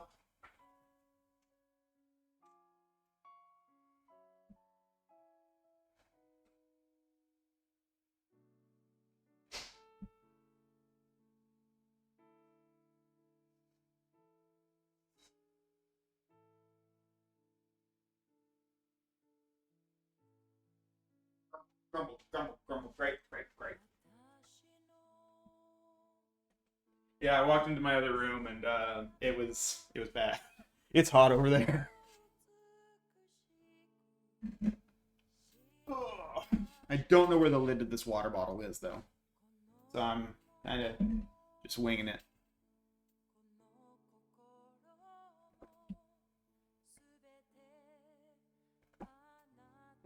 Oh, not super hot, just like more hotter than this room. So the reason I am sleeping in the room I'm sleeping in and I didn't want this to be my bedroom is because the door for this room is a little weird in that it's like a wall that folds up. So if I fully open this room, or if I fully open the door to this room, it's basically an extension of the living room. And I didn't really want that to be my bedroom. You know what I mean? You know what I'm saying? No, I'm saying... Scruffy! Scruffy! Welcome. Welcome back. Scrufflophagus. I have just been talking about what it's been like living in Japan, living here, doing ministry here, stuff like that. Just talking about every little, all the little things I can talk about. Listening to some Japanese worship, you know, by this cool guy. I'll be a podcast. All right, podcast listeners, we are back with the Jackal Hour. Today we are talking about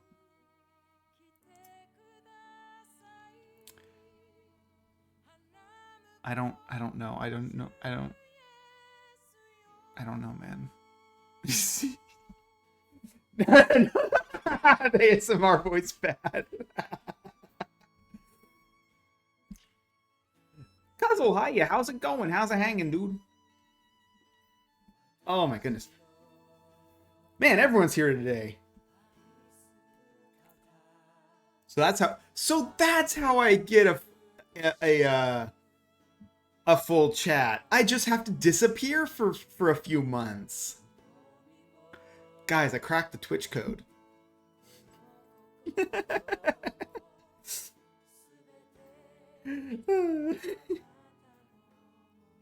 Oh man, if I am gonna be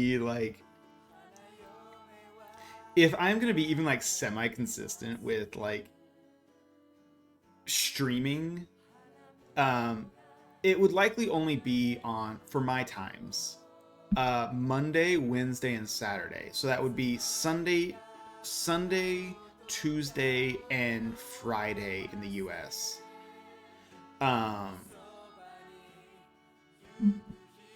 Those are the only days that I could realistically actually stream, and I'd be streaming in the morning, which, man, that's...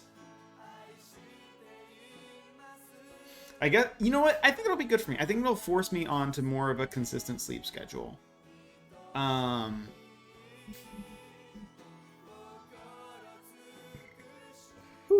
Because that was how I felt last night. It was like getting to be 9 o'clock, and I was like, I was nervous about this. Like, I was like nervous, like, I gotta stream in the morning. Just don't go too crazy for your Tuesdays. Why? No, I can't. Like, it's not. My Tuesdays, Japan time Tuesday, those are my heavy days. Those are the days I have to be up at 5 a.m. I have to be up at 5 a.m. for my...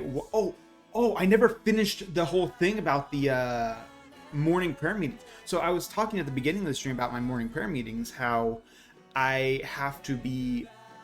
They wanted me at them, and they're every day from Tuesday to Saturday.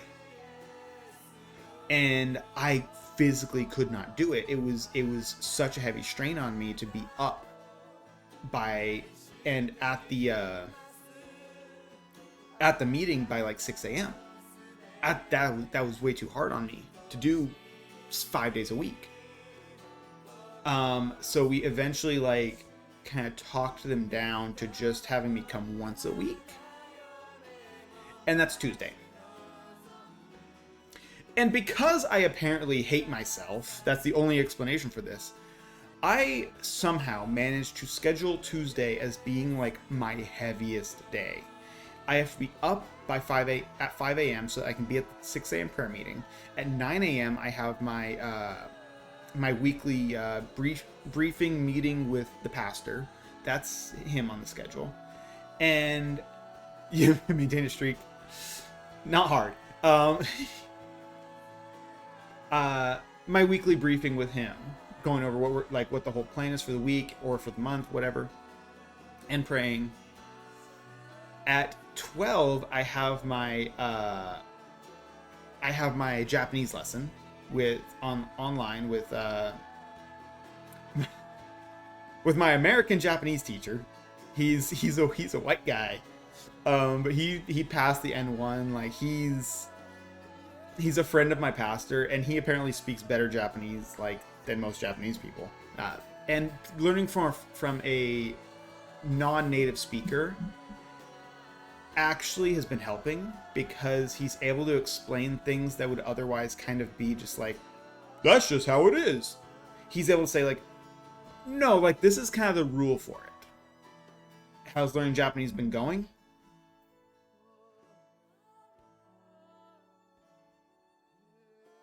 Anyway, I don't want to talk about it. I'll be honest, it's better here than in the US. It really is. But yeah, anyway, Japanese lesson. And that's not the end of my day. Because at 3, I have my English classes that I teach. I have one at 3 and another at 5:20. So I do have a break in between them. But that is supposed to be set aside for kids class, which so far no kids have signed up, which I'm a little relieved about right now, just because of my my workload. But yeah, so that gives me time to like run over to the 7-Eleven next door, grab a drink and grab a like kind of a snack to tide me over till I get home for dinner. You know, grab like an onigiri or something. But yeah, that's my Tuesday. Like my Tuesday is basically from 5 a.m. to after 6. To like 6:30 about.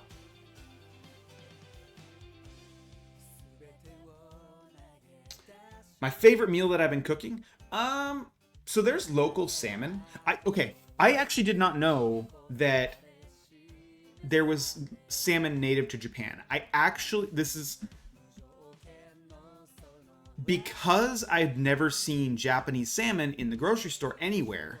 I assumed that all salmon came from Alaska or Norway, like North Atlantic salmon, like not necessarily Norway exclusively, but like North Atlantic or Alaska, which I knew was a different type of salmon.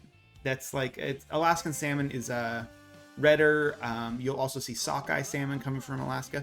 So long story short, I didn't know that there was salmon from Japan. I thought it was all imported, and they do import a lot. They do import a lot of salmon. Japan eats about 1/3 of the world's salmon. They eat a lot of salmon here.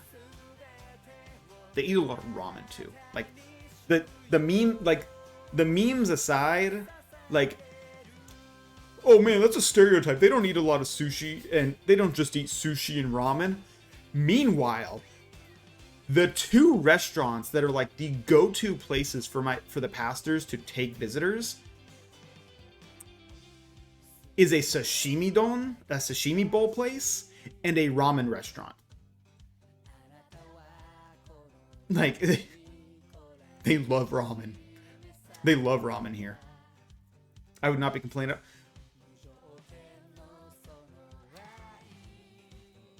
So here's the thing. Everywhere has their own local, like, variety of ramen. Like, everywhere. Every town has, like, their own thing going on with their ramen. The local one here, I will be honest, it's not for everybody. I don't think everybody would like it. So it is a dashi broth with mixed dashi, which is seaweed and bonito tuna broth, chicken broth, and pig feet broth all together. That's the base for the ramen here. It doesn't taste like tuna. I think bonito in America we call it skipjack. We call it skipjack tuna. A lot of people consider it like a trash fish. Like, but what they'll do, if you've never seen bonito flakes, what they are is basically they will take skipjack, that type of tuna, and they will harden it. So basically they will dry it out until it is hard as a rock. And they will have, like, so hard, like, you hit it against something, it will shatter. It becomes like a rock. And they will take this and they will shave it. So they will basically grind it against, like, a mandolin, a very thin mandolin, and grate it very, very, like, paper thin. Like, see through it thin. And they will use it as a topping, or the other thing they will do is they will make dashi, which they will take kombu seaweed, which is a type of seaweed that has a MSG on it. So MSG is actually naturally occurring, and you can find it on kombu seaweed. If you see kombu seaweed, that white powder that is on it is MSG. So they will take some of that seaweed and the bonito flakes and make a broth with it, and that is dashi. And dashi is the base of, like, Japanese cooking. Like, they will use dashi as a base for everything. Dashi and soy sauce. Like, those are the two. If you are getting a sauce or a broth in Japan, one of those is the base. So it doesn't really have a fishy taste. It has kind of just this very... I would describe it as warm and savory. That's how I would describe its taste. So yeah, the broth, the soup base they use here for the ramen, as the local style, is dashi, chicken broth, and pig feet broth. I like it. It's very rich. A little oily. Definitely not for everybody.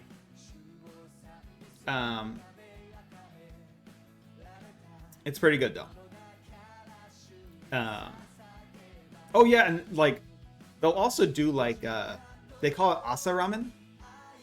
So asa gohan is breakfast. That means breakfast, but it literally means morning rice. But parts of Japan will do asa ramen, so basically breakfast ramen. Nothing changes about it except for the fact that it is eaten in the morning. There are ramen restaurants that'll open at like 6 a.m. for people to come have asa ramen. いつまでも愛しゅ一緒に歌おう It's so fair. Like, it's great.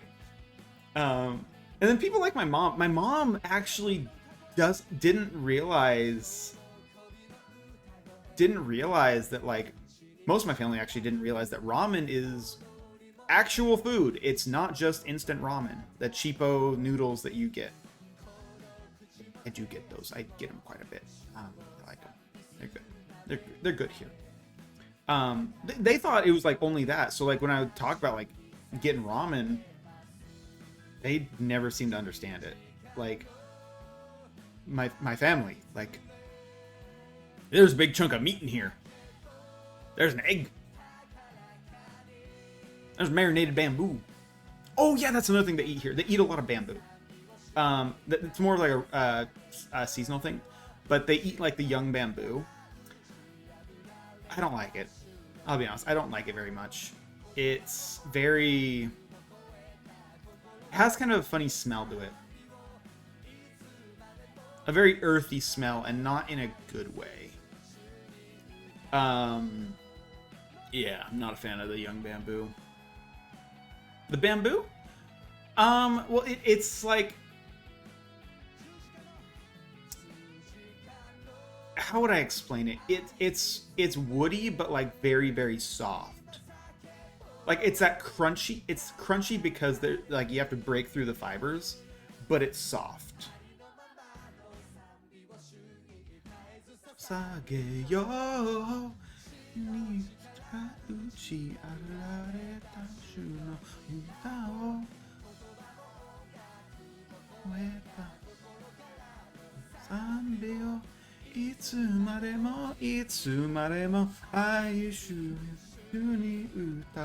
Yeah, I'd compare it to asparagus, I guess. But yeah, different taste. Yeah, I eat a lot of mushrooms. But most of my diet, like most of my protein comes from pork or fish. So what I was saying with the local salmon is that's probably like the thing I get the most often from the store is the local salmon. I'll be honest, I understand why it's not really seen outside of Japan. It's locally caught. So like it's from a river that's like a few kilometers away. I think it's called silver salmon is what they call it. And like I said, I get why it's not really seen outside of Japan because it's not super. I would prefer Alaskan or Norwegian salmon. Like those are definitely better. It tastes like salmon, but like it tastes like if you were like having salmon but had to turn the quality down. Like you just have to turn the volume down, you know what I mean? That's how I would explain it. That's how I describe it. It's good though. Japanese stoves have a little broiler for fish, like exclusively for fish. So, just throw it on some tin foil. It comes pre-salted, which I don't like that, but I can't. What can you do? So yeah, throw it on some tin foil. Maybe put a little bit of butter on it. Maybe put some some seasoning on it. Maybe just not salt because otherwise you will regret it. Lemon. I don't think I see lemons at my store. I shop at like a little neighborhood grocery store. Fresh, like, man, do I even see lemons? I don't think I do. I know if I go to like the co-op, I'll see lemons, but not at the neighborhood grocery store.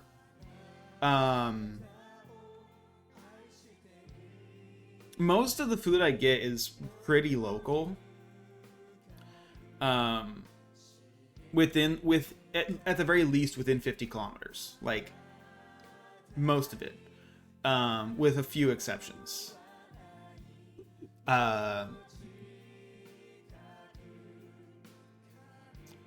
Is everything pretty much walking distance? It depends what you call walking distance. I consider anything within half an hour walking distance. So, and you can probably walk across my city in like an hour. So, yeah, kinda. There's a fish market that's, by that definition, walking distance. But I don't really go to it because it's hot. And I could drive there. I just don't want to. Yeah, it's a good time though. Everything I need is walking distance. There's a drugstore up the hill from me. I have to walk by an Inari shrine, Inari Jinja, to get to that grocery store, so I usually pray when I walk. It's like 5 minutes walking. The church is like 12 minutes away from me. There's 2 bakeries within walking distance. One much closer. Actually, how far is the other one? Because there's one that's like, as the crow flies, it's actually closer to me than the one I go to. But it's like I have to walk around a giant field to get to it. It's closed today anyway, dang. Things are closed on Mondays. I don't like it. Monday is my Sabbath. It's my day off, and everything's like always closed. Are pastries different? Yes. I got a cheese pastry, and I thought it was like cheese and spinach because, when I first got here, I couldn't read the signs, and that has not changed. So I thought it was like cheese and spinach. And I take a bite out of it. It was not spinach. It was wakame seaweed. It was cheese and seaweed.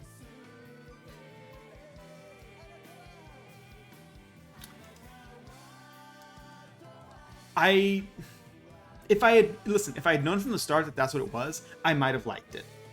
But it was just the expecting spinach and getting seaweed that just like,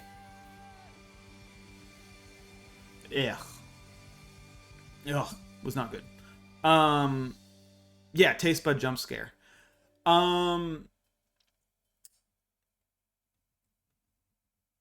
weird thing that I have noticed is when you get any kind of pastry that has fresh fruit on it,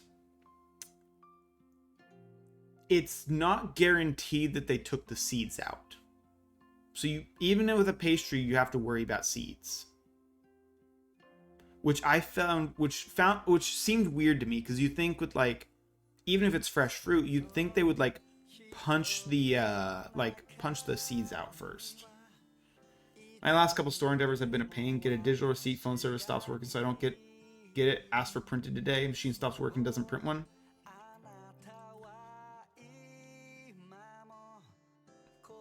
The Industrial Revolution and its consequence. Okay, no, I'm not gonna. I can't do that meme. I can't do that meme. I can't get canceled. I just came back. I can't get canceled.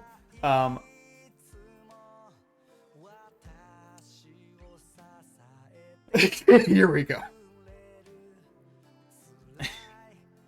Rant time. Do you not wait, Scruffy? Do you not get that joke?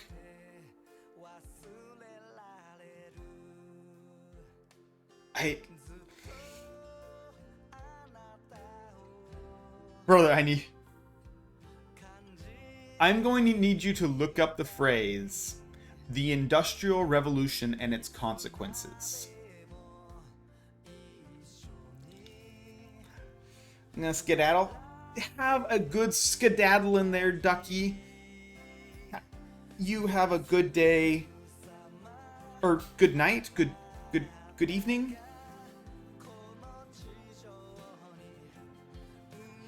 And workers expect to know your exact total at checkout. Like, ma'am, I don't remember it exactly. So, I'll be honest. One of like the Japan pills that has really sold me on this play, like, is fantastic about living here is two things with that. Tax, they will have the amount and then the taxed amount next to it. So like they tell you how much it will be taxed. So you can do all that calculations like so guys, you just looked it up.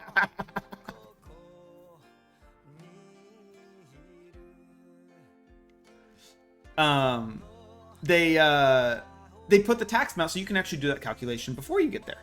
And then the other thing is like no tipping culture, which, oh man, if you can't afford a tip, don't eat out. It's like, listen, when I eat out in the US, I always tip. I'm not going to tip because the system that's set up, it's not fair to the workers. Like, I am not going to punish the workers for like them having a bad boss who doesn't pay them enough. It makes me eat out less. And I'm probably not going to tip what they want me to tip, but I will still tip. Here, tipping culture is not a thing. It's like, it's not expected. Kind of a bit of a thing that was like, has been spouted to like foreigners, like, oh yeah, it's rude to tip in Japan. No, it's not. Depends where you are. Depends like who the server is. Like, if I was to tip the coffee shop lady, it might be seen as rude because I know her, and like that's not the expectation. But yeah, it always goes up. So it used to be, tip used to be like a nothing thing. It was literally just for like, it used to just be like, I'm rounding up the bill, or like, you know you did a really good job, here's something for you, etc., blah blah blah. Then it was like 10% is standard and 15% is for really good service. Then it kind of shifted up where it's like, you should be doubling the tax, so which is about 14% in most places. That's how my mom always did, is double the tax. And 20% is for really, really good service. Now I see places where it's like, select your tip option. 18%, 20%, 25%. Custom. And it's like, dude, come on. 25%? I just paid $15 for a burrito. I'm not giving you 25%. You're not even the one who made the burrito. You're just a cashier. Juan Felipe in the back made the burrito. Yeah, some places 20% is the lowest by default. Yeah. And then you combine that with like the California minimum wage hike. Dude, it's getting so bad there. Like, people are realizing how bad it is. Because it's just meaning people are like not getting hired.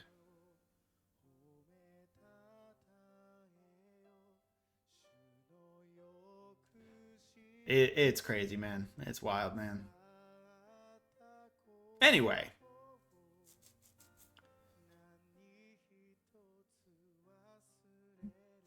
Now, yeah, of course.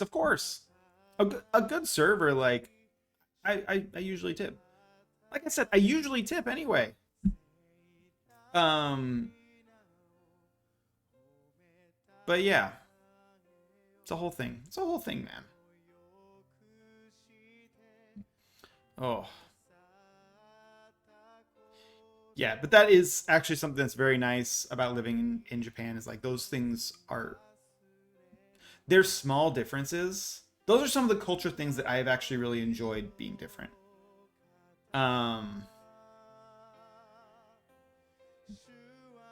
Yeah, the people who who vote for that are just kind of dumb. Amaze! Hiya, how's it going? I have tried to say hi to you a few times, and you just left me on red. You've just left me on red. Tisk, tisk, tisk.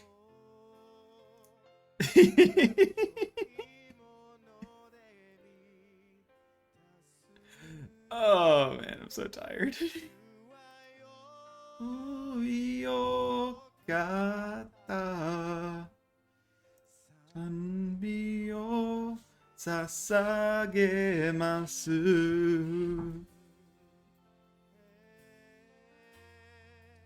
Oh my goodness.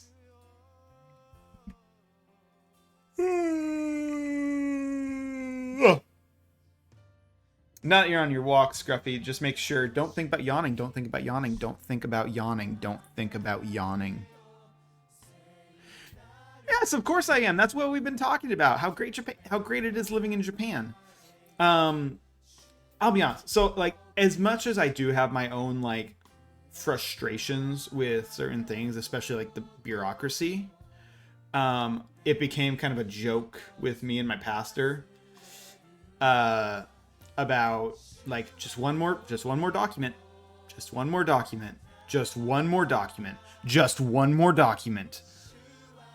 It took 2 months to get my car registered because every time we went to the place like 3 times.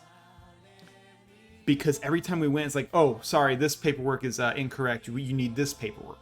Oh, sorry, this has the wrong address on it. You need to contact the previous owner and get their corrected address. Oh, you need your what was it called? What was the word for it? Shako shomei. Shako shomei. Your shako shomei basically means your parking lot or your parking spot certification.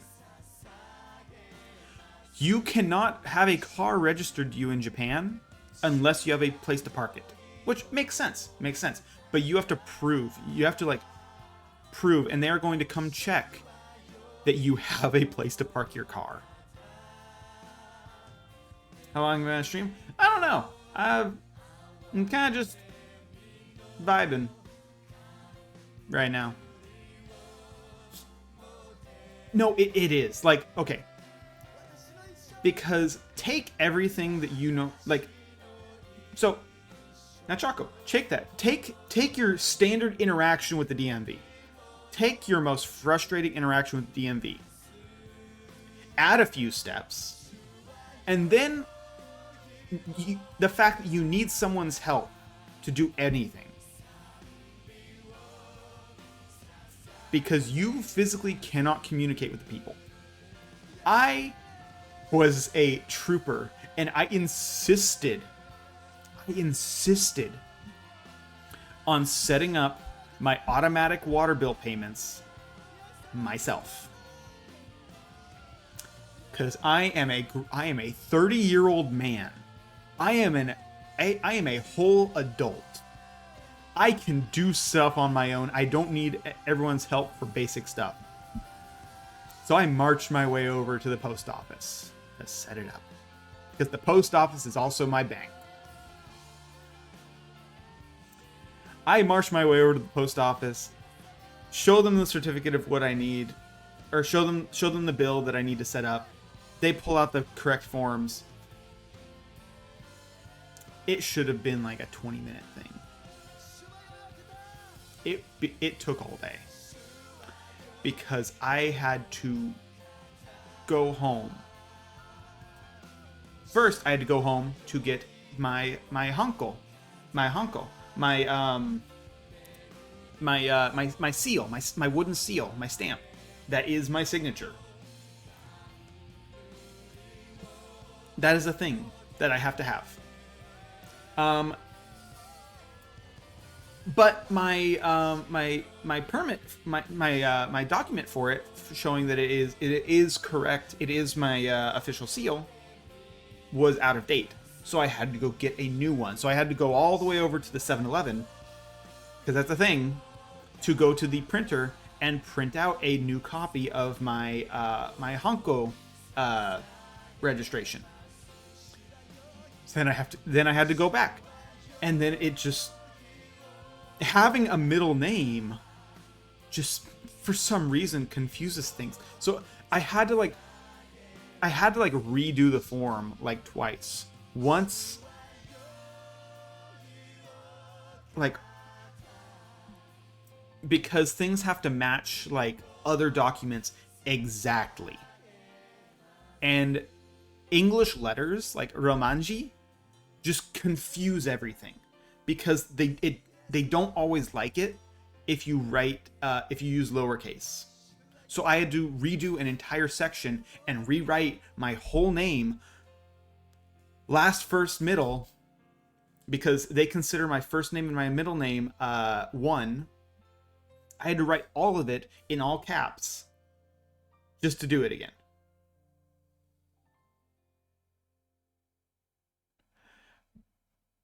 Yeah.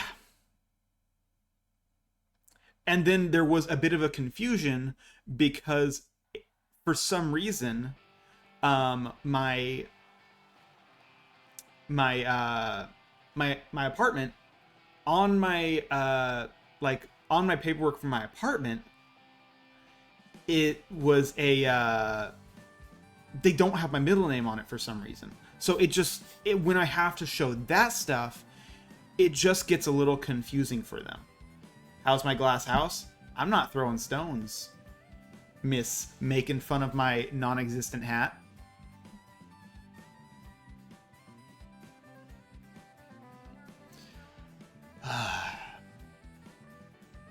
You happy?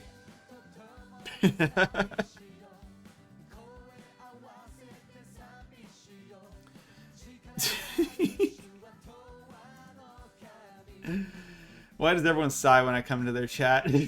Because we know what's coming. It's like, oh man, Eepee's here.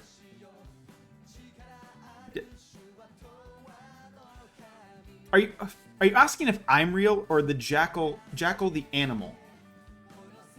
Because both are real. Yes, the animal is real, Eepee. It is a real animal. It's a type of African wild dog. It looks similar to a coyote. We have. Which is why I sigh when you come into my chat.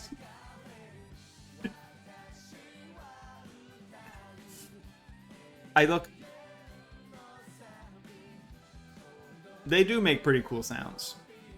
You look like a boy.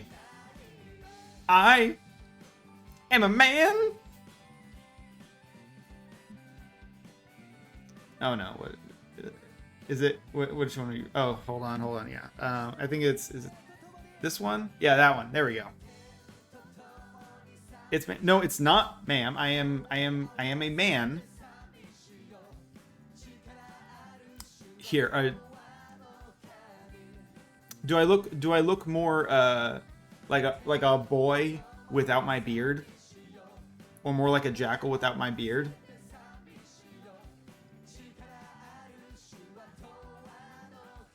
I look the same. No. See, my beard's gone.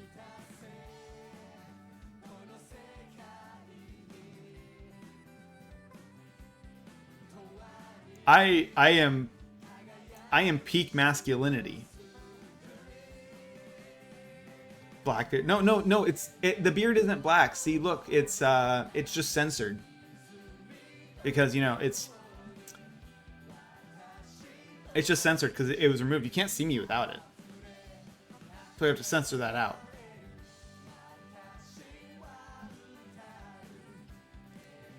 How are you back? There's still like 2.5 minutes of ads.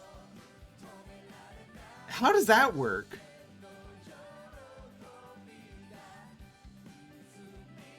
Yep, there you go. You got there. You got there in the end, EP. Good job.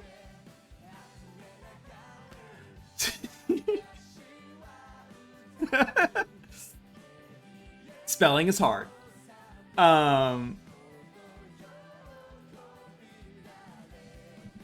Faster.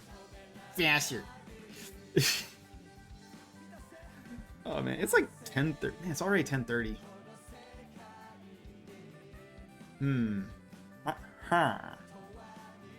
You're just a girl. No, you're not. Go to bed. No, 10:30 a.m. It's morning. Gozen. Asa.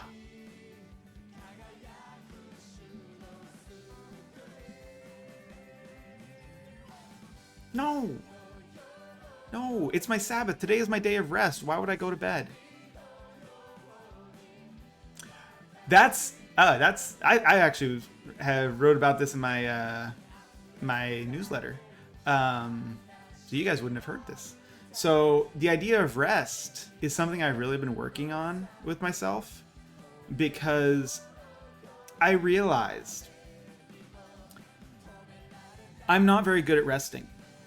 I'm very good at not working, but I'm not good at resting.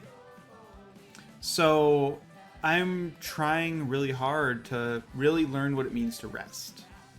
And the thing that I realize will get better, I am actually, because something my director was telling me was, when you work with your body, rest with your mind. When you work with your mind, rest with your body. And living here in Japan is a lot of mental work. Everything is hard. I have to think about everything. Going to the store, it's a mental workout to just figure out what I need to buy, what the food is, and reading the pack, like figuring out what the packaging says. Even using Google Translate doesn't really help a lot of the time, because like it doesn't account for context. So like when I'm reading prayer requests and it's like written kind of shorthand where it makes sense to a Japanese person, Google will try and like translate it without the context, and it's like makes no sense. So it's just a lot of mental work existing. And yeah, so resting for me, I've realized can't really be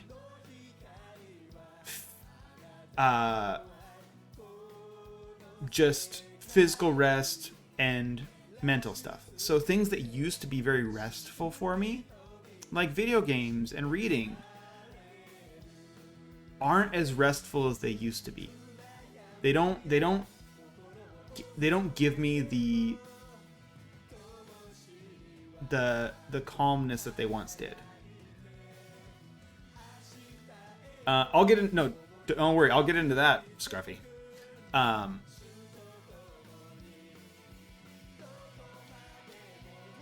So what I've started doing is I've started exercising more. Especially last month, the end of last month, I'm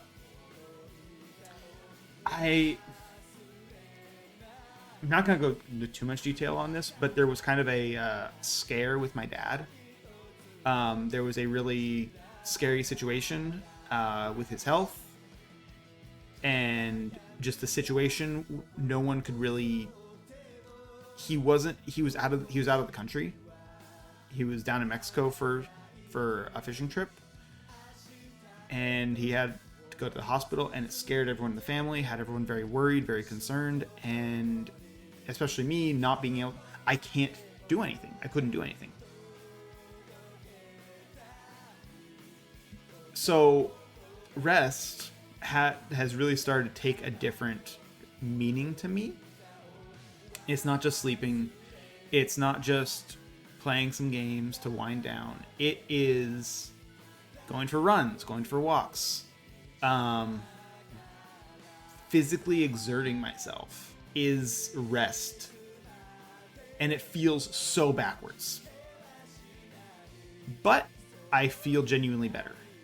Like, I genuinely feel better. Like after my stream, I'm probably gonna go for a nice long walk after I eat. Maybe a run. Don't know yet. I need to see how my shin splints are feeling. Nope, it's gonna be a walk. Those are still healing. Had some bad shoes. So yeah. But something we were actually talking about was getting in. Let me put my beard back on. Only the wicked flee when no one is pursuing. But I'm not fleeing. I'm running too. I'm not fleeing. I'm running to the Father. Because let me tell you, when it is 80% humidity and 90 degrees and I am running, I'm seeing Jesus, man.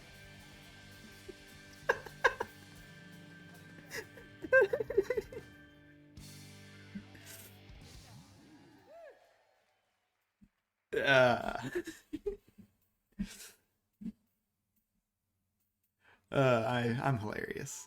I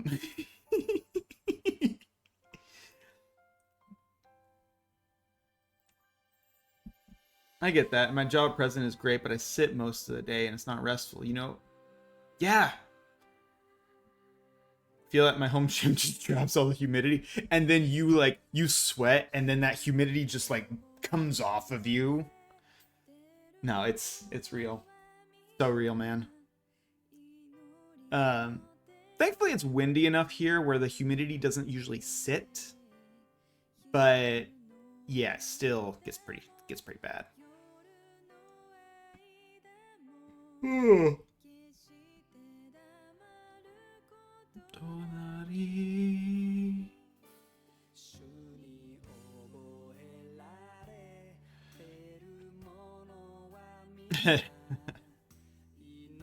Yeah, Florida's just, you can swim in the air.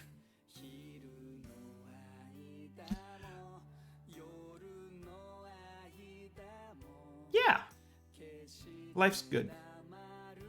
But what I was saying about with the not resting and not working, we've found like sometimes like, and I found this happens a lot with my, especially with technology, like with my phone and with my computer, is where I will get in a spot of like, I don't have the energy to work. I don't want to, like, I can't do the work right now. And rather than stepping away and resting, I still feel like there's some responsibility for me to be at like, try to do the work. But I'm not. So I end up just like opening up YouTube or Twitter or something like that and just doing the worst possible thing and just scrolling.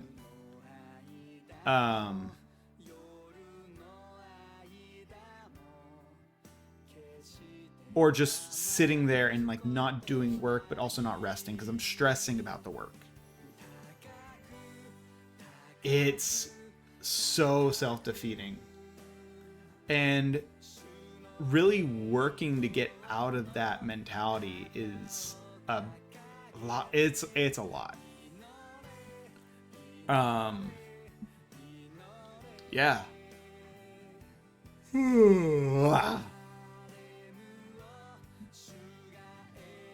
So, I also did want to like kind of talk a little bit about stuff like future streams I want to do. I've talked about wanting to do like more collabs, and I'm actually talking to a couple people who you might not even know that I know them or might not know who they are, about doing some collabs with them. One of them is actually this this girl who lives in Japan. She's an English VTuber who lives in Japan also. Nowhere near me.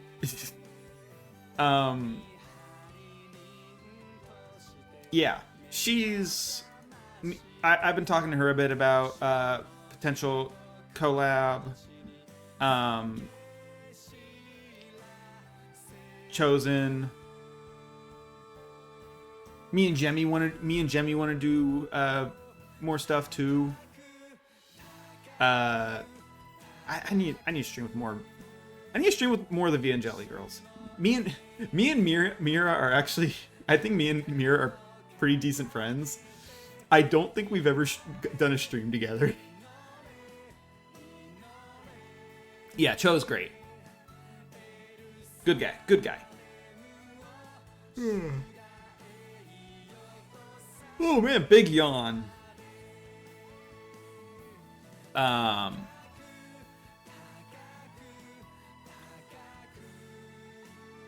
I want to do another stream with Melly too.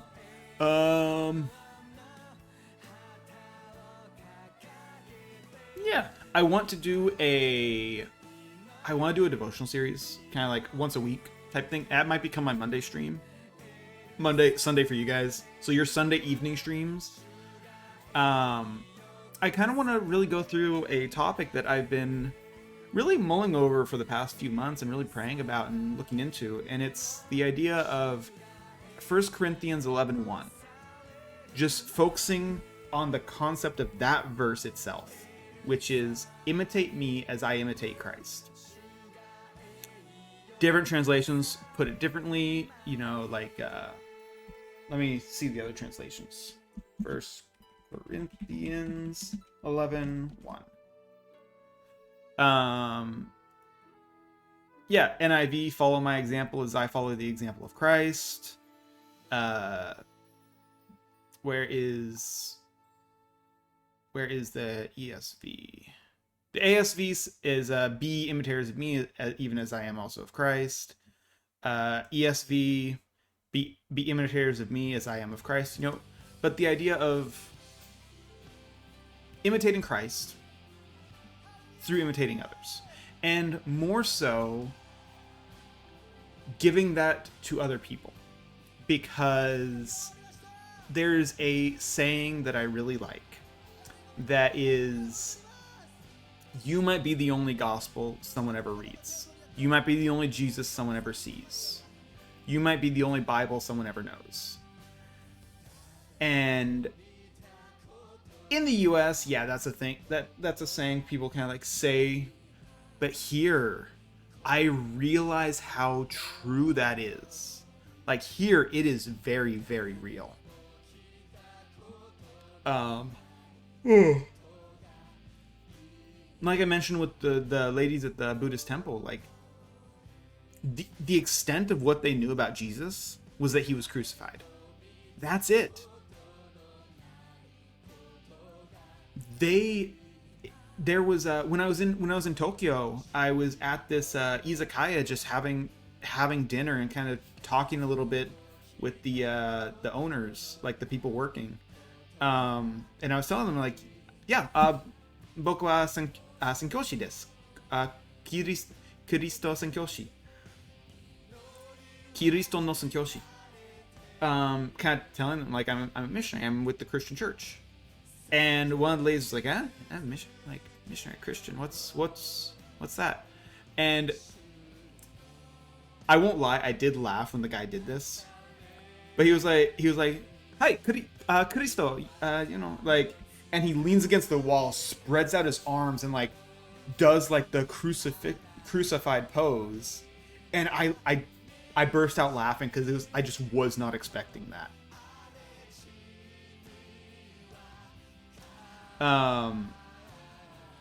Yeah, but she lives in Tokyo, the largest city in Japan. There are churches in Tokyo, like quite a few, a lot of international churches, so they're bigger. And she'd never really heard of Christ. So in situations like that, yes,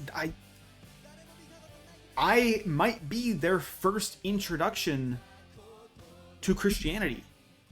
their first introduction to a Christian, to who Jesus is.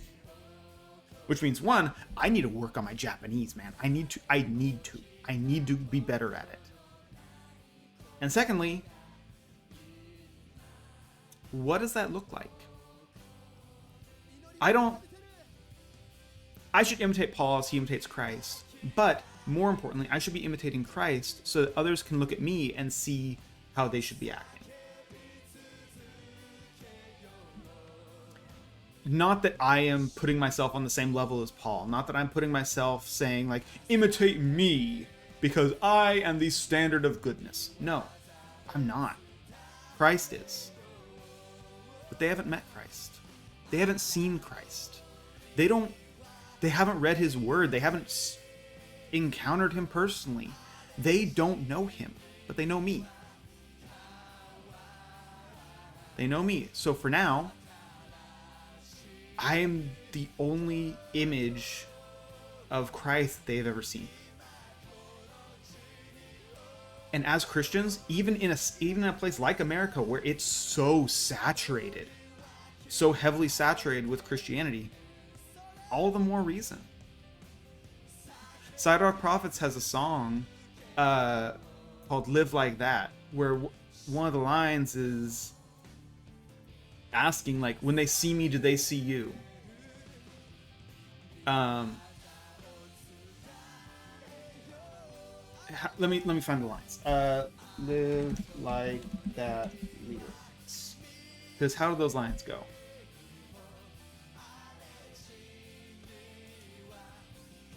Am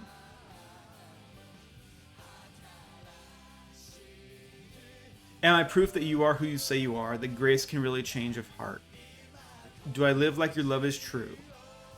People pass, and even if they don't know my name, is there evidence that I've been changed? When they see me, do they see you? And man, that as a Christian, that needs to be like your mentality of like, oh, don't judge Christians by, don't judge Christianity by how Christians are, judge them by Christ. You're right, yeah, judge them by Christ. But you should still be doing everything in your power to be the best example of that. And it's not something that, like, will happen overnight. It takes work. It takes grace. And, of course, I also want to play, more games. Video games. Life is like a video game, trying hard to beat the stage.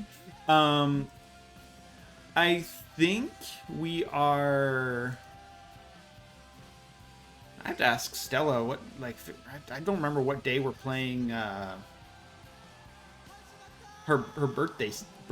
birthday stuff.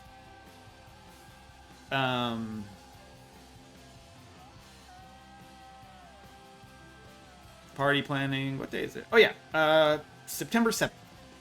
Or sorry, 6th for you in the US. We're playing The Big Walk for Stella's birthday. So anyway, of course, I will reach out to him eventually. So yeah. All right, let me see here.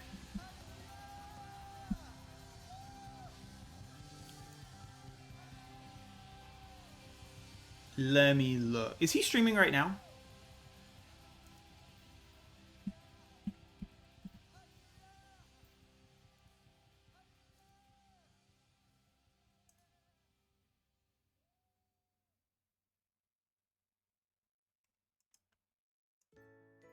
Well, good. Perfect then, because it's been almost 3 hours and I have not eaten anything today. So I think I'm going to be wrapping up here. And yeah, let's actually raid over into him.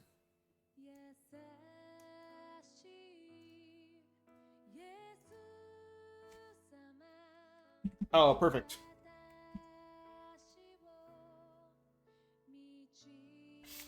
Intended for mature audiences. So Anyway, everybody, I will figure out if I'm gonna be able to stream any more this week. Maybe on Tuesday, Wednesday for me. So till then, you guys have a wonderful night. I will have a wonderful day, and bye.